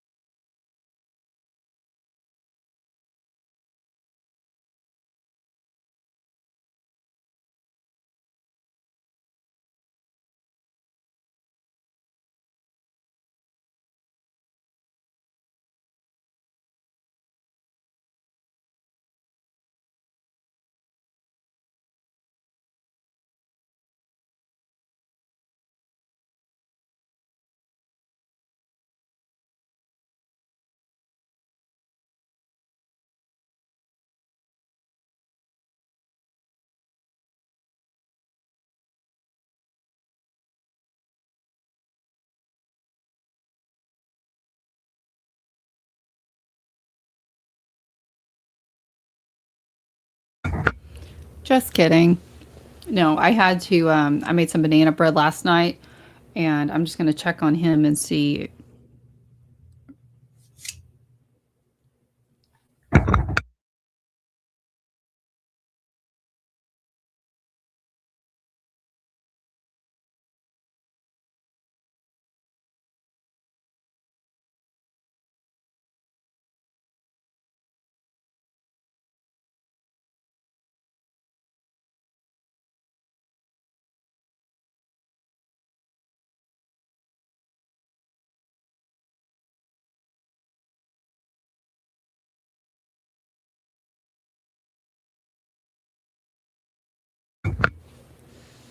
Okay, sorry about that. I had to just kind of check on dinner for everybody, all the things.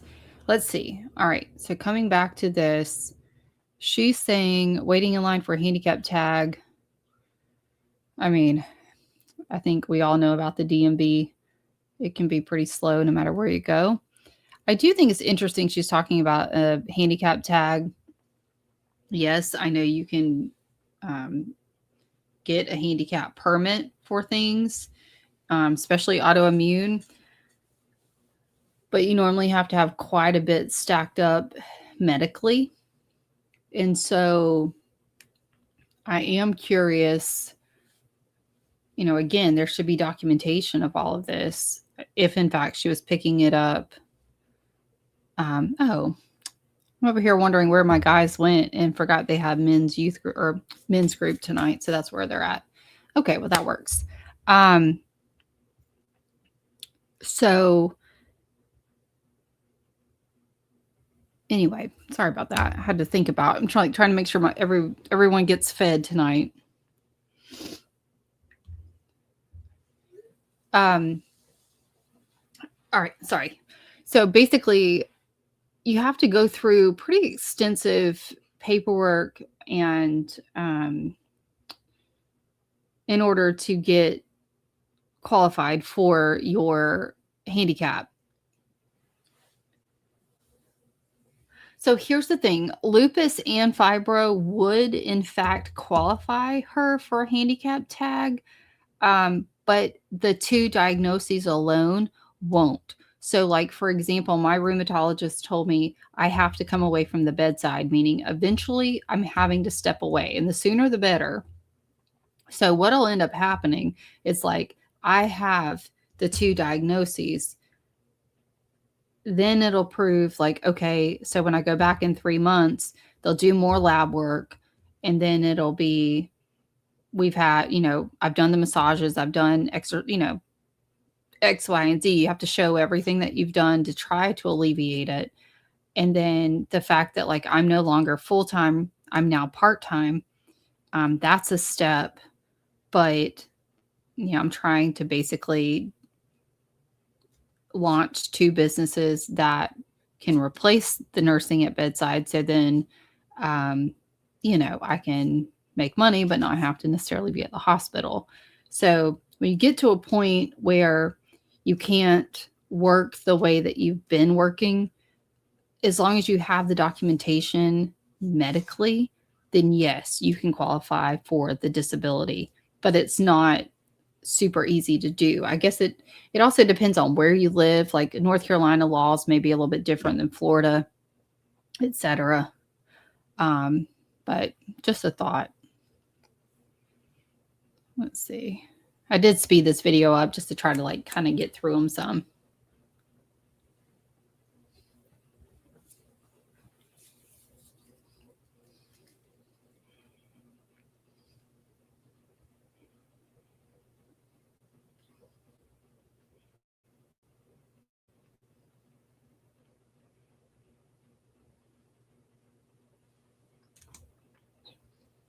The note or the post about exhaustion, she's not wrong. The exhaustion is real.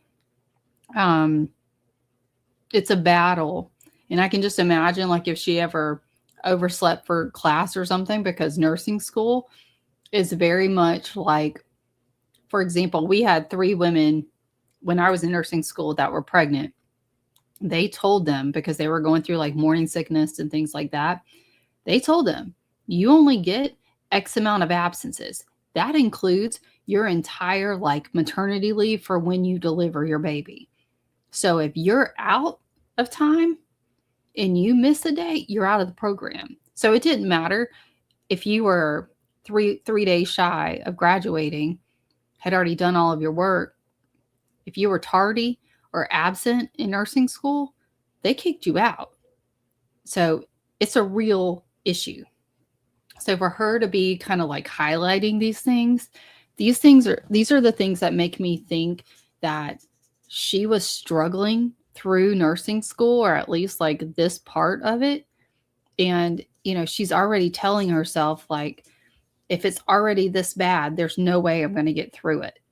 And we'll see this. It continues in her status updates, and eventually she drops out or I don't know if she gets kicked out or dropped out of nursing school, but at some point she did not finish it.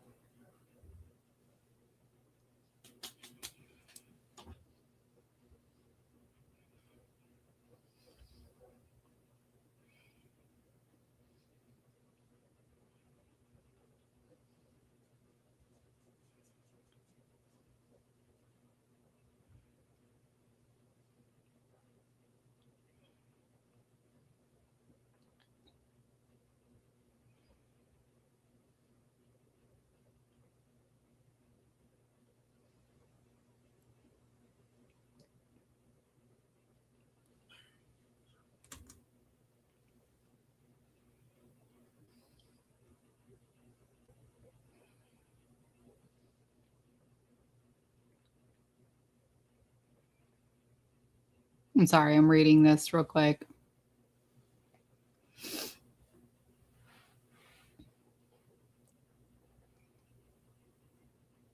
So, this to me,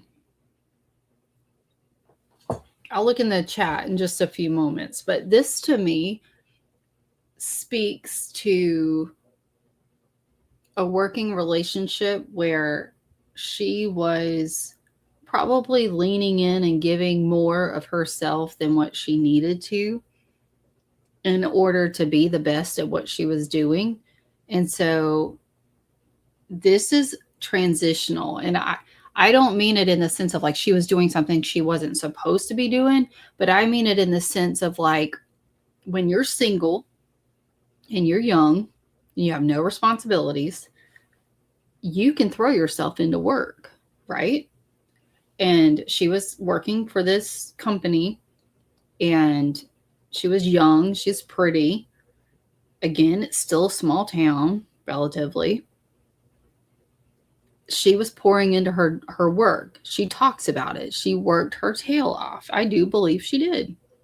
And she's talking about how she would work 12 plus hours, and then this boss would expect her to basically stay hanging around and BS over nothing. And she used to do it when she wasn't sick all the time. And she also would do it when she wasn't in a relationship. And so she's talking back and forth at this point with Chris's friend, Mark. And Shanann mentions, Chris needs his best friend here, blah, blah, blah, that type of thing. But I think this was probably one of the healthier ways. And she didn't even realize it at the time, but this is one of the healthier ways where she was drawing boundaries for herself and trying to focus on her future. And she was being put between a rock and a hard place because she was trying to step away from, or even just set boundaries for this boss. And somebody got pissed off. And unless it's just random, that it wasn't anything to do with her work, with that break-in. And I think the ironic thing is that her dad still works for him. So it's like, what in the Sam's hell?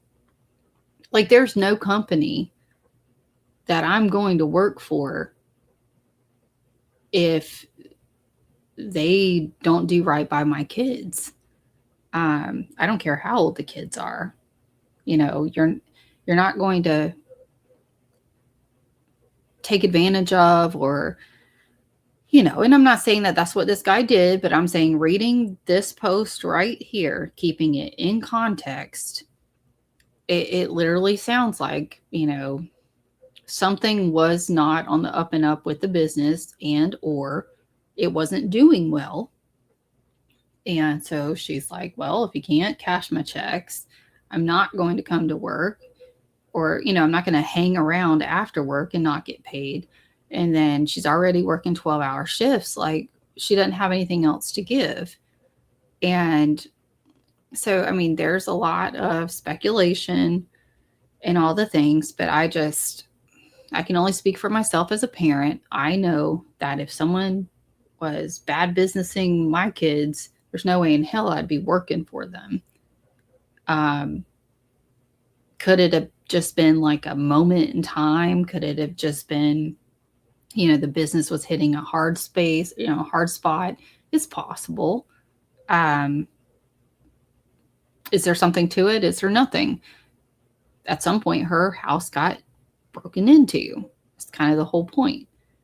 And she says man, because I pondered if there was a woman that broke into the house, not a man, but she says the man was still there. So anyway, let's go into chat for just a second, and then we'll keep going.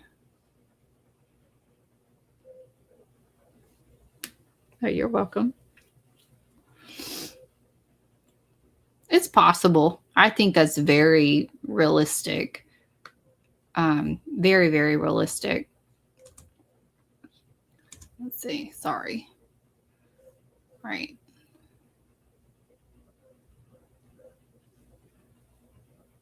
Mm-hmm.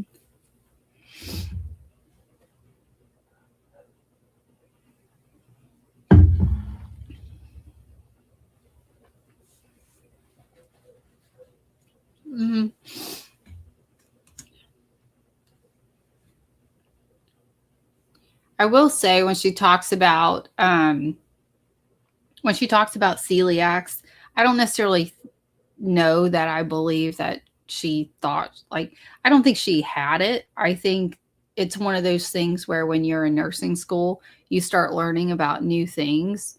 And it's very easy because with autoimmune disorders, a lot of them mimic each other. And there's very few like ways. It's like lupus and fibromyalgia.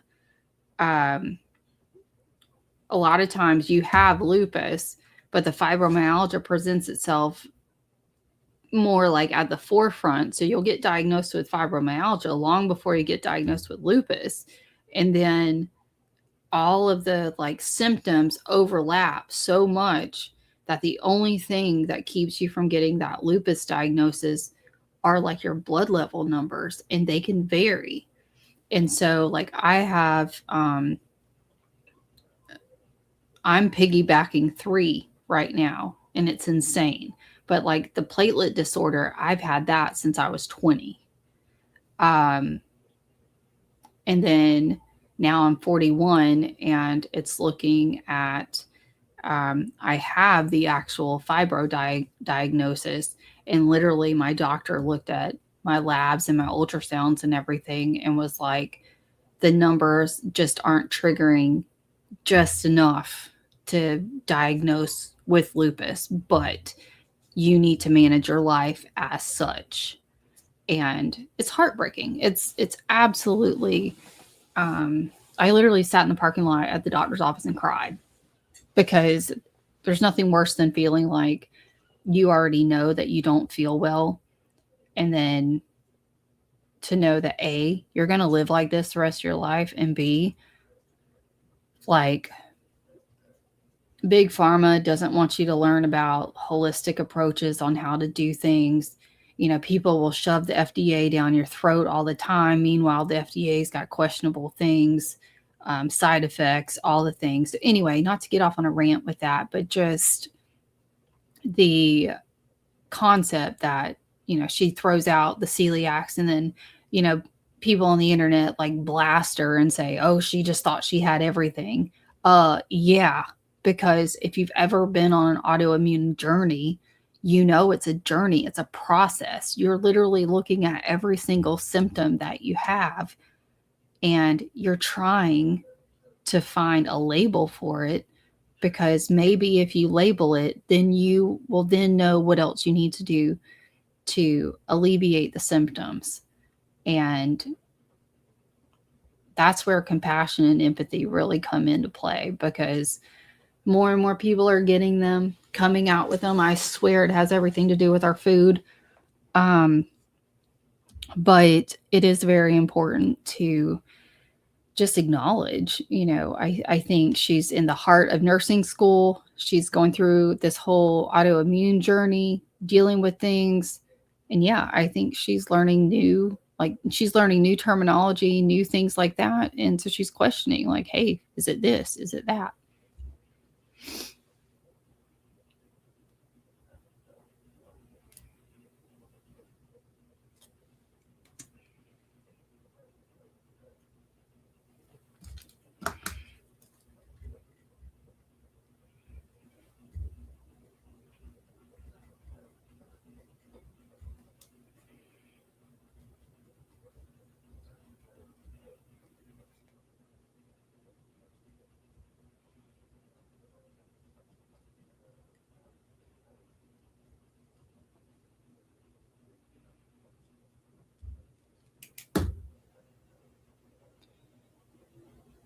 All right. This is just their wedding announcement, I guess, at the hotel.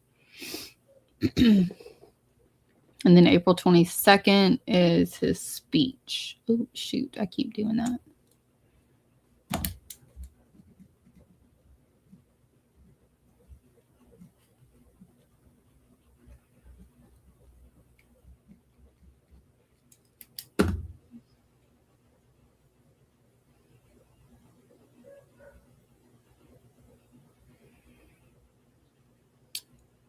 So she acknowledges that in that video of his presentation, that he's nervous in that one. So I think that's important to note as well. Let's see.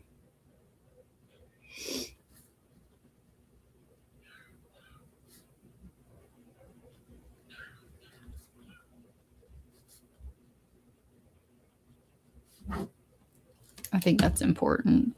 Let me just let him know.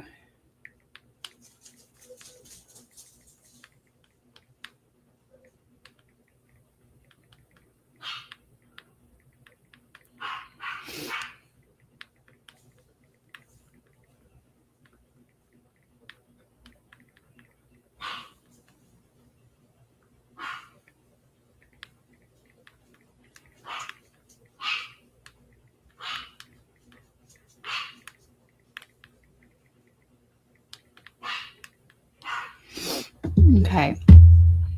All right. So let's see. I want us to keep going. I want us to keep plugging along, get through, or at least get through the post. I want to be able to really I want to cover at least one video. I feel like the Tin Man and rusted all over, blah, blah, blah, blah, blah. Let's see. It's more lupus stuff. Again, this autoimmune journey she's on, no doubt by the time she was done doing this, she was like ready to get out of North Carolina.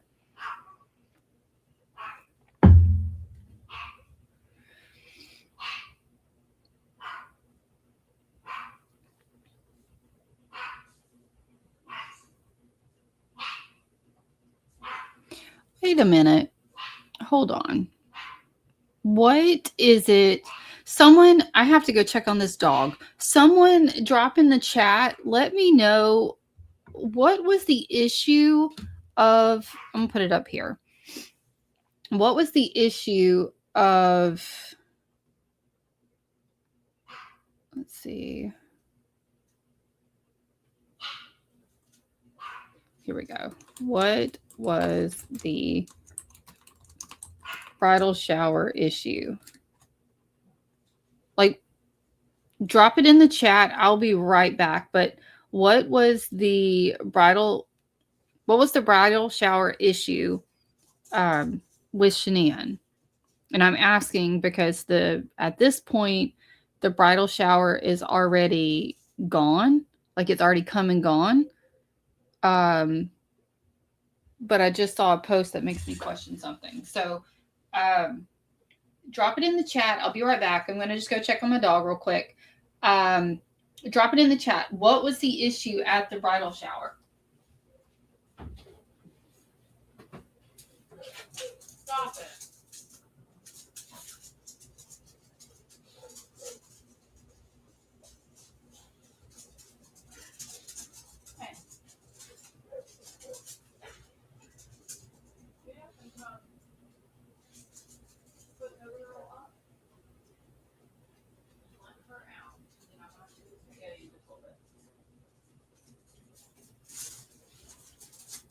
No, ma'am. Stop it. Sorry about that. Okay. Oh, I don't see anybody in the chat. Okay. I'm curious about that because just maybe like one chat over, she talked about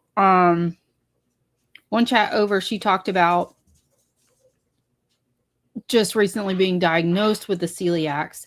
So I wonder if she was seeking serenity. That's what I thought too. I thought the bridal shower issue was because of the food, but she didn't get a diagnosis of celiacs until afterwards, until after. We're a couple months after at that point. So she didn't get that diagnosis until after the issue being the food. So I wonder if she was like, like you can you go through that testing period where you're trying it out. You're trying to cut back on certain foods, see if it is affecting you or not. Inflammation's a big deal. So that very well could have been a big part of it as well. Yeah, that's what I've heard too. Like they were in charge of the food, but again, part of Cindy's biggest issues was like, or at least what I've heard, is that they didn't believe she actually had those issues.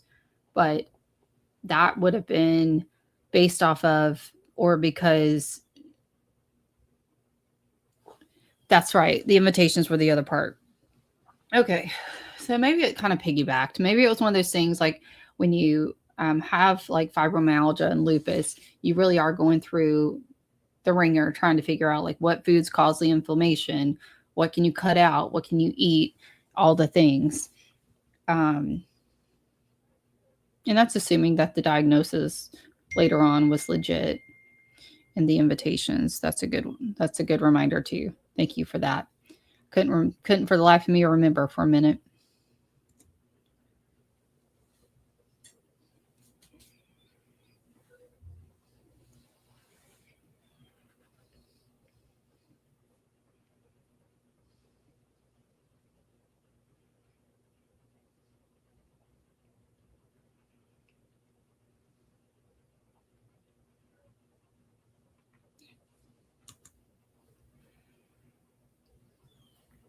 So, Carolina Rebellion.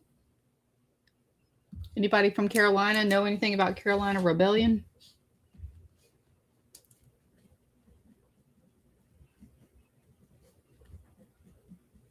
I think that's like a concert series that they do every year.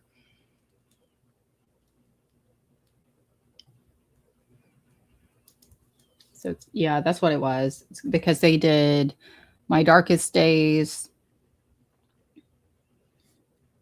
and Seether, Bush and Nickelback. That was a good concert. Kind of jealous.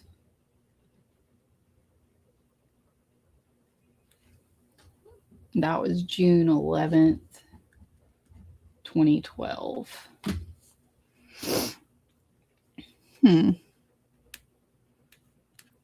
Okay. All right, let's go. A little bit more.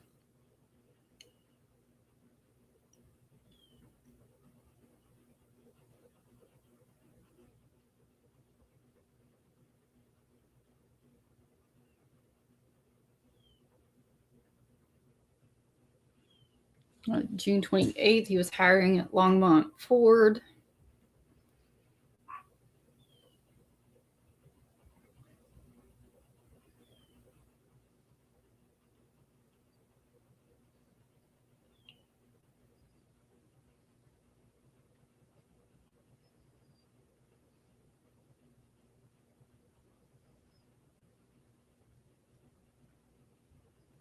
Just watching this as it goes by as well. You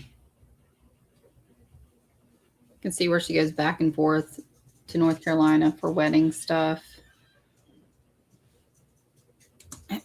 Okay, so it was in between. So there had to have been some other event that happened. So she talks about the couple's bridal shower was the previous night, September 7th. I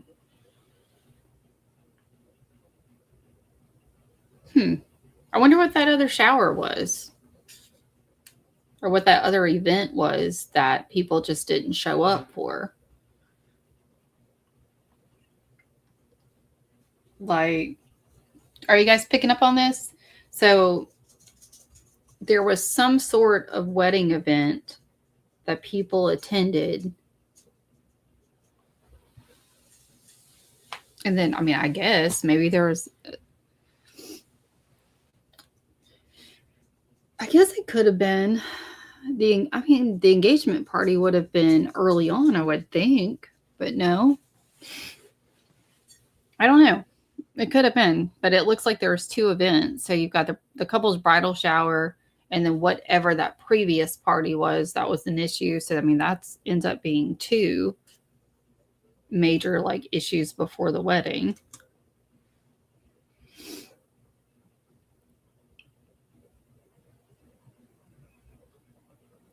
Looking at houses again. So again, I know we talked about this. I'm not going to lay on it too much, but we talk about this passive.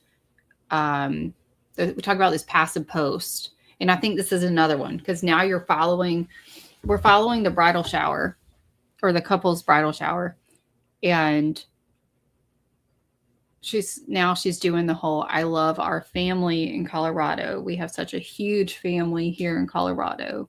It's amazing. Family is not always blood. It's the people God put in our lives that love and cherish us unconditionally. Love you guys. I'd list all of you wonderful guys, but there's just too many."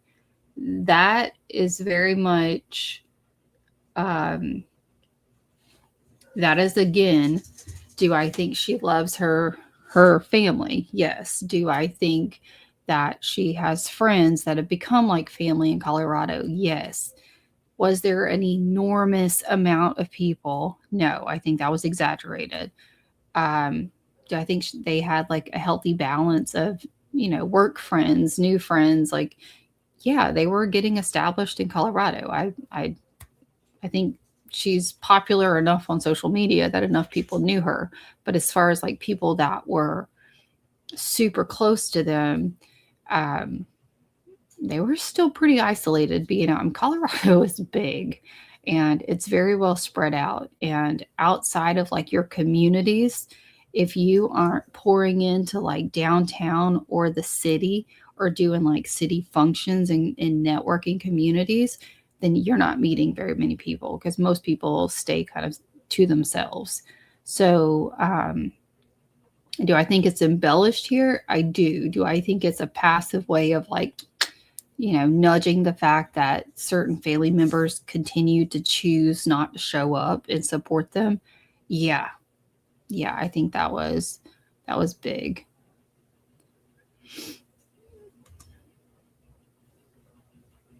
Again, it's lupus. This I think we'll end on this one, just because I do need to go cook some dinner for my family, and I actually have to work a shift at the hospital. So I don't know. I may actually come back and do some more tonight, just so I can get some extra work done. Or I may just plan to do it for like an hour, 1 to 2 hours tomorrow, 1 to 2 hours on Thursday, and then Friday launch the newest video. So I'm still working on some things. But this has actually been more detailed than what I thought, but I'm enjoying it. I'm getting used to being live. So this will be like our part 1, and then we'll end on our conversation about this status update. And I hope you guys will join me again for part 2. And I will make sure to go ahead and like create it, post the link. That way you can, you can share it and all the things, but then you'll go ahead and already know like the date and time when part 2 is coming. And we definitely will jump into the videos in part 2 because I know that we're getting closer to them. But even in just this little bit of research, I already have quite a bit of things that I need to look up, probably on my own at some point. So we just talked about the bridal shower. We just talked about the passive aggressive post regarding family not being blood and how they have so many in their Colorado family, all the things. Now we have 32 days till we are Mr. and Mrs. King. And she's like, whoop, whoop. Why? Why in the world would you prefer to be Shanann and Chris King, knowing good and well that King is the last name of your ex-husband that, she kept? I mean, I have too. Like, as horrible as my ex-husband was, I never changed my last name back to my maiden name. It cost money, and I never really went down and did the paperwork or anything like that. So my Facebook is my maiden name, and legally my last name is still that of my ex-husband. But I'm fixing to get married, so I'm not going to just change my name again. Like, it's not an overthinking type of thing. She probably just kept her name King and, established herself there. So anyway, I don't think it has anything to do with her ex-husband. I think it has everything to do with not identifying with the Watts family. It was in poor taste. It was definitely meant to be one of these, like, there's no getting around it. Like, it's not, I don't know, it's not like bad mouthing her, but it's, one of those that if you've ever been in that type of situation before, you can empathize with it. But at the same time, like, these are the things that have to be conversations that you talk about. Because traditionally in the South, the woman takes the man's last name. Traditionally, doesn't mean that it always has to be that way.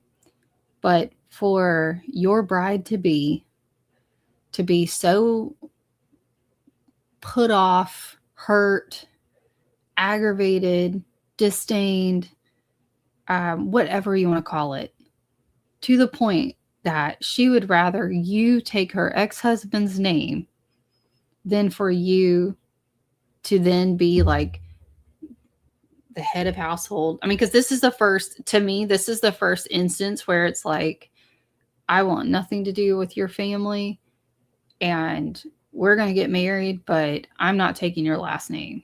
You can take mine. And again, there's no getting around it. She made the post. She was definitely feeling just at her wit's end at this point. And no offense, but again, planning a wedding at the moment, going through the drama of, like us requesting not to have children at our wedding, and then all that like blew up in our world. I can't imagine.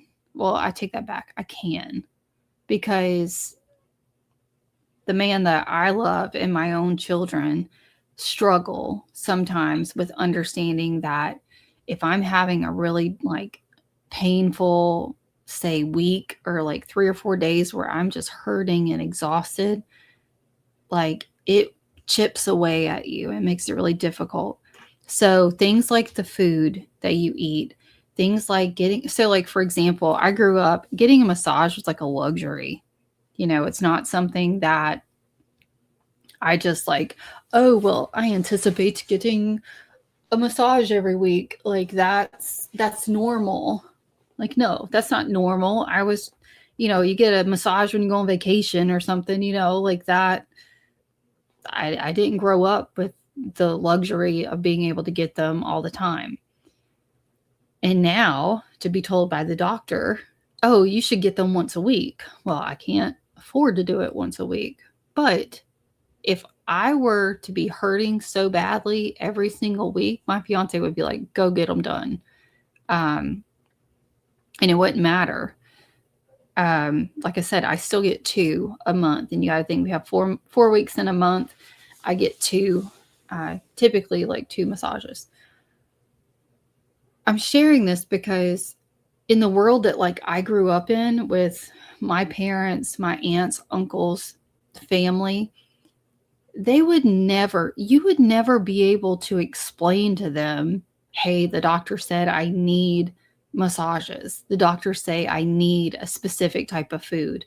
I grew up in the generation in the family of you're going to eat whatever's put on the table or do without. So, like, conceptually, for the Watts family, Cindy's even said it herself. She thought it was in her head. She didn't think that the kids had allergies like Shanann said. She didn't. And like Cindy not being willing to educate herself on what are autoimmune disorders, what do they look like, what are the concerns X, Y, and Z, was operating and functioning from an area of ignorance. I mean, that's what the word means. And because of that, ignorance is not always bliss. And so then that prevented Shanann and Cindy from being able to connect, because instead of trying to understand where Shanann was coming from, she's seeing it as junk science. She's seeing it as junk medicine.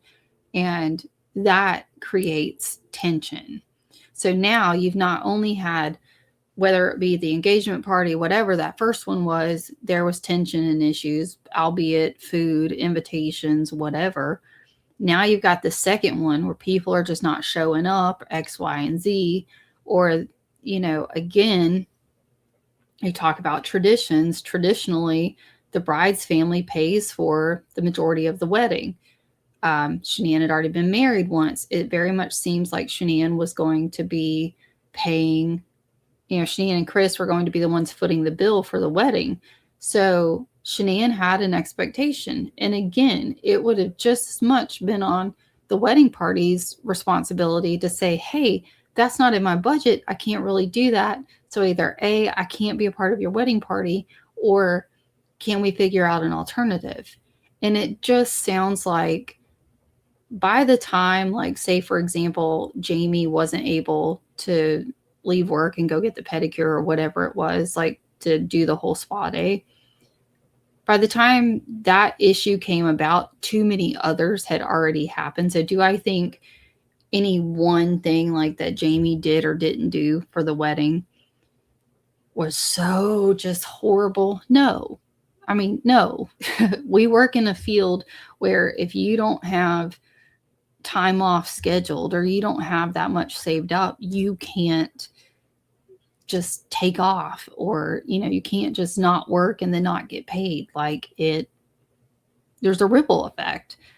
And so it's one of those things that I think by the time all of that, can you hear me? Oh, can you hear me now? I've got green lights over here. Here, let me pull this closer. There, I just don't want to feel like I'm yelling. Let me know if you can hear me now, because I don't want to speak and then it be gone.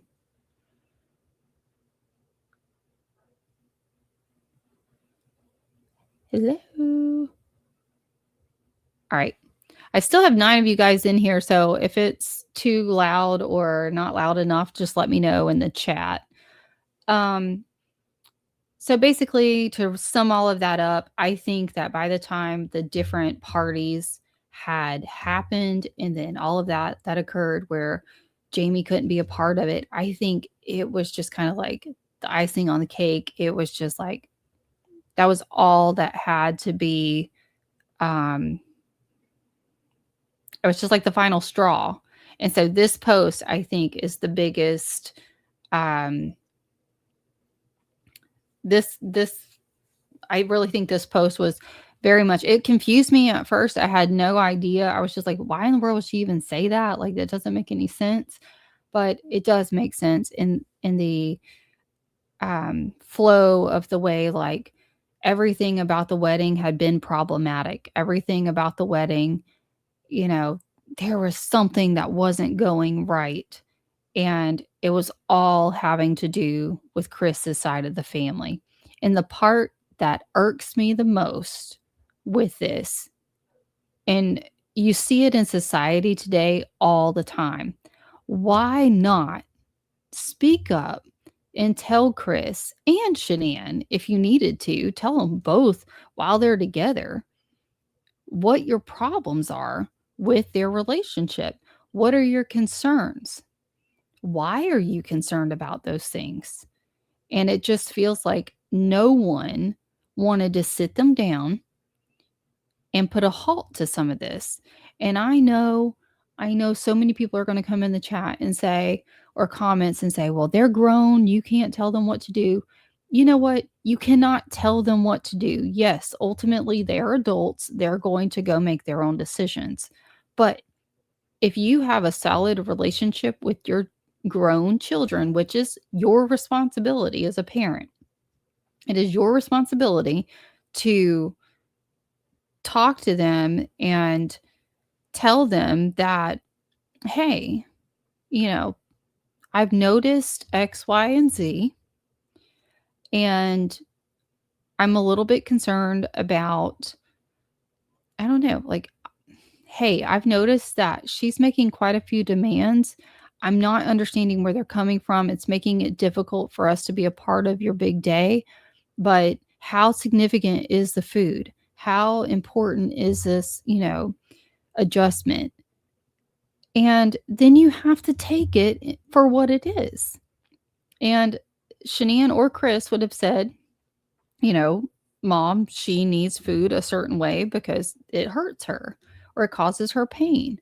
I'm like, okay, well, that makes sense. And then make the adjustment.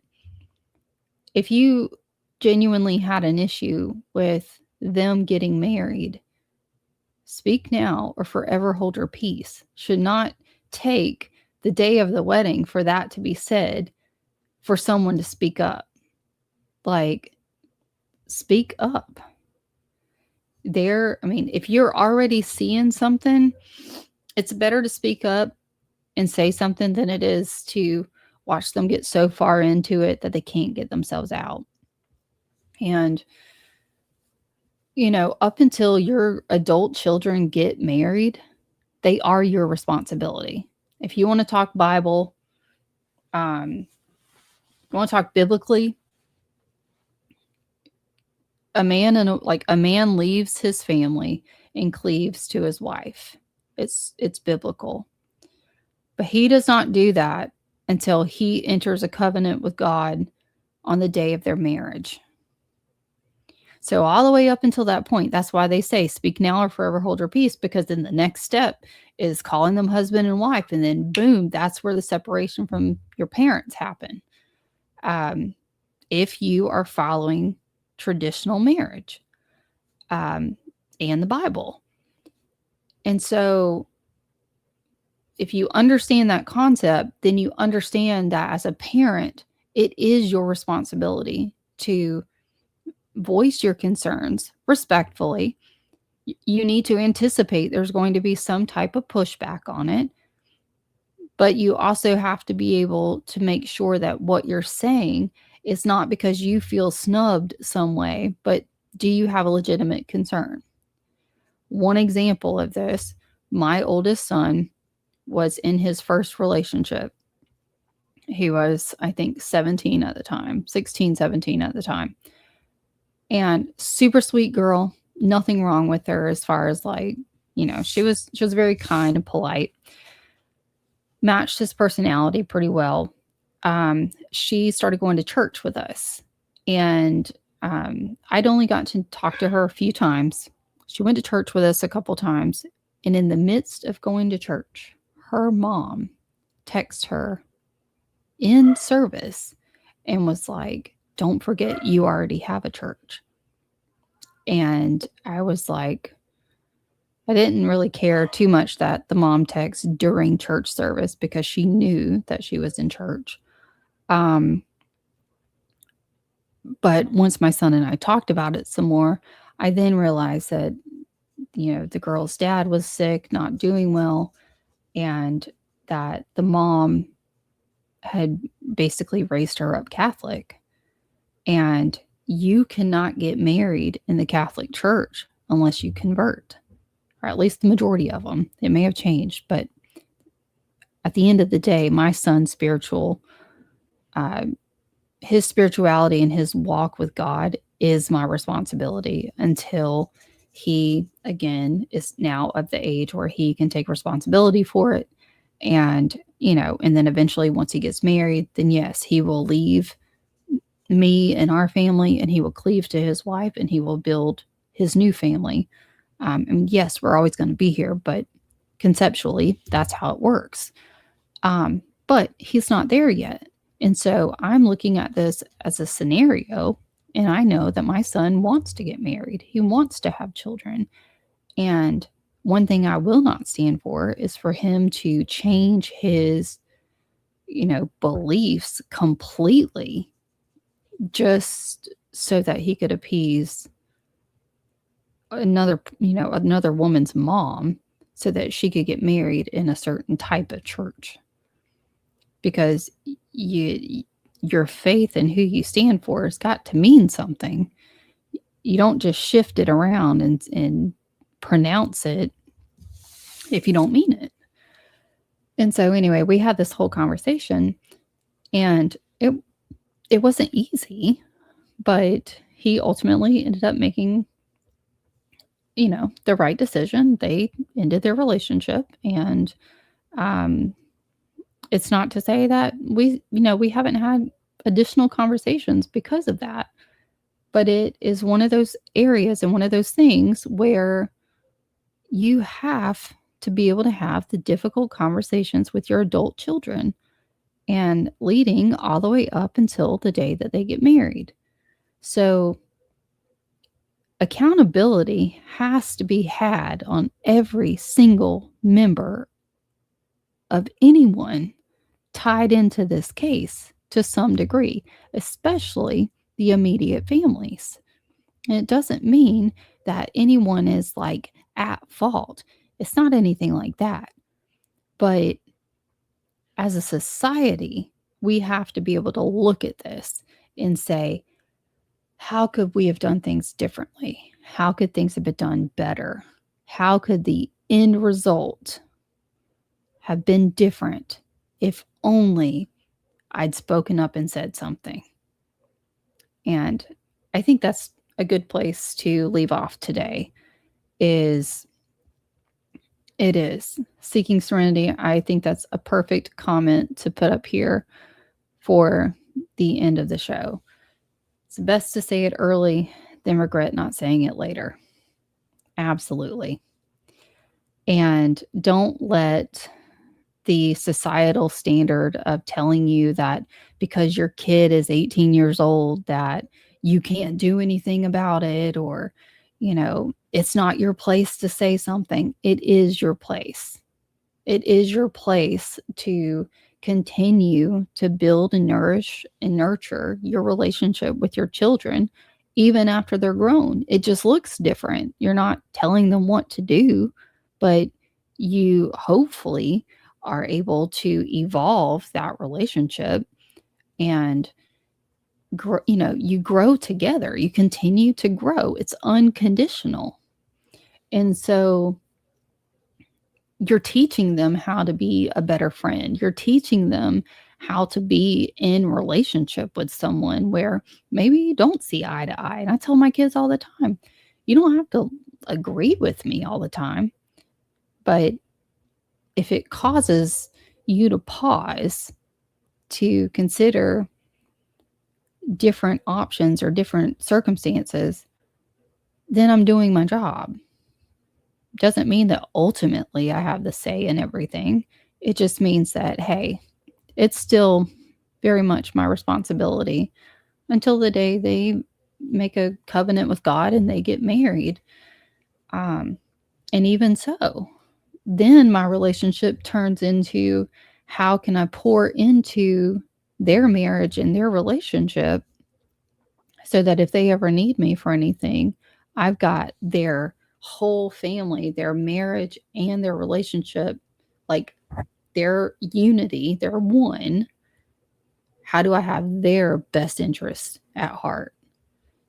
And if this family would have had both sides supporting them as one unit, I think some harder conversations could have been had that summer.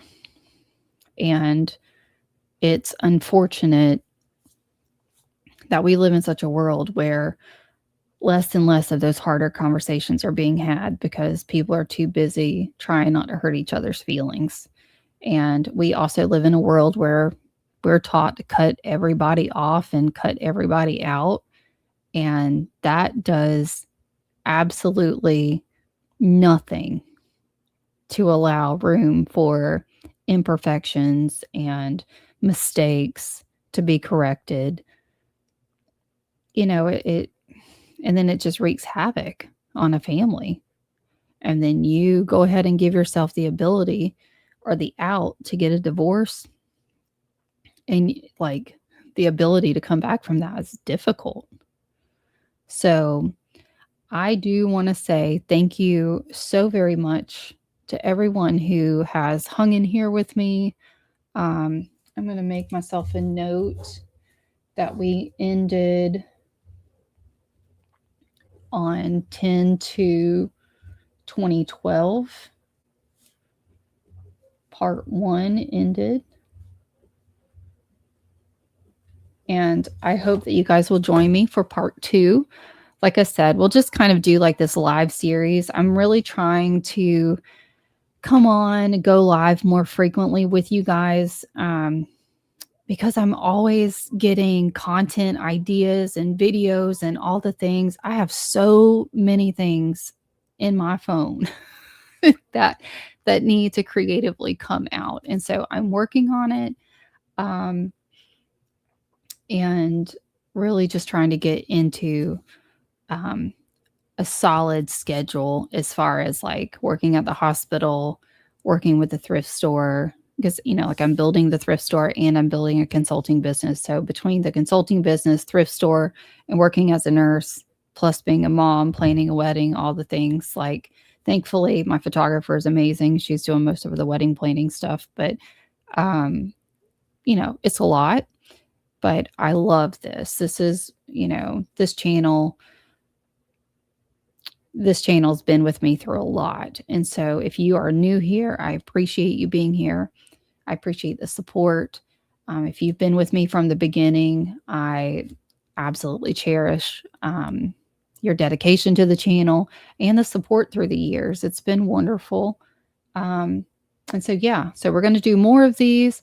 They may not always be this long, but I did tell myself today it was going to be long because I wanted to just kind of share with you, like just what we're doing, where we're going through and we're looking at posts and we're going one by one. It's like just as much as like the thought comes to mind and I think about the concept, it's like, bam, there's a video, you know, there's an idea, there's a talking point. And so I may not put all of them into different videos individually, but I am working on a second video. And I thought, why not? This would be a great way to do it and just kind of bring you guys along for the behind the scenes. So with that, thank you guys so much. I appreciate you being here. and look for the update. I'm not sure if I'll go live tomorrow or Thursday night. Probably more so Thursday night than tomorrow, just simply so that I can get the video completed. And that first shift back at the hospital is brutal. So, you guys have any questions for me? Drop them in the comments. And please don't hesitate to give the video, can't talk, give the video or the live stream a thumbs up and share it. It is a free way to help the channel. And yeah, till next time, I'll see you guys later. Bye, guys.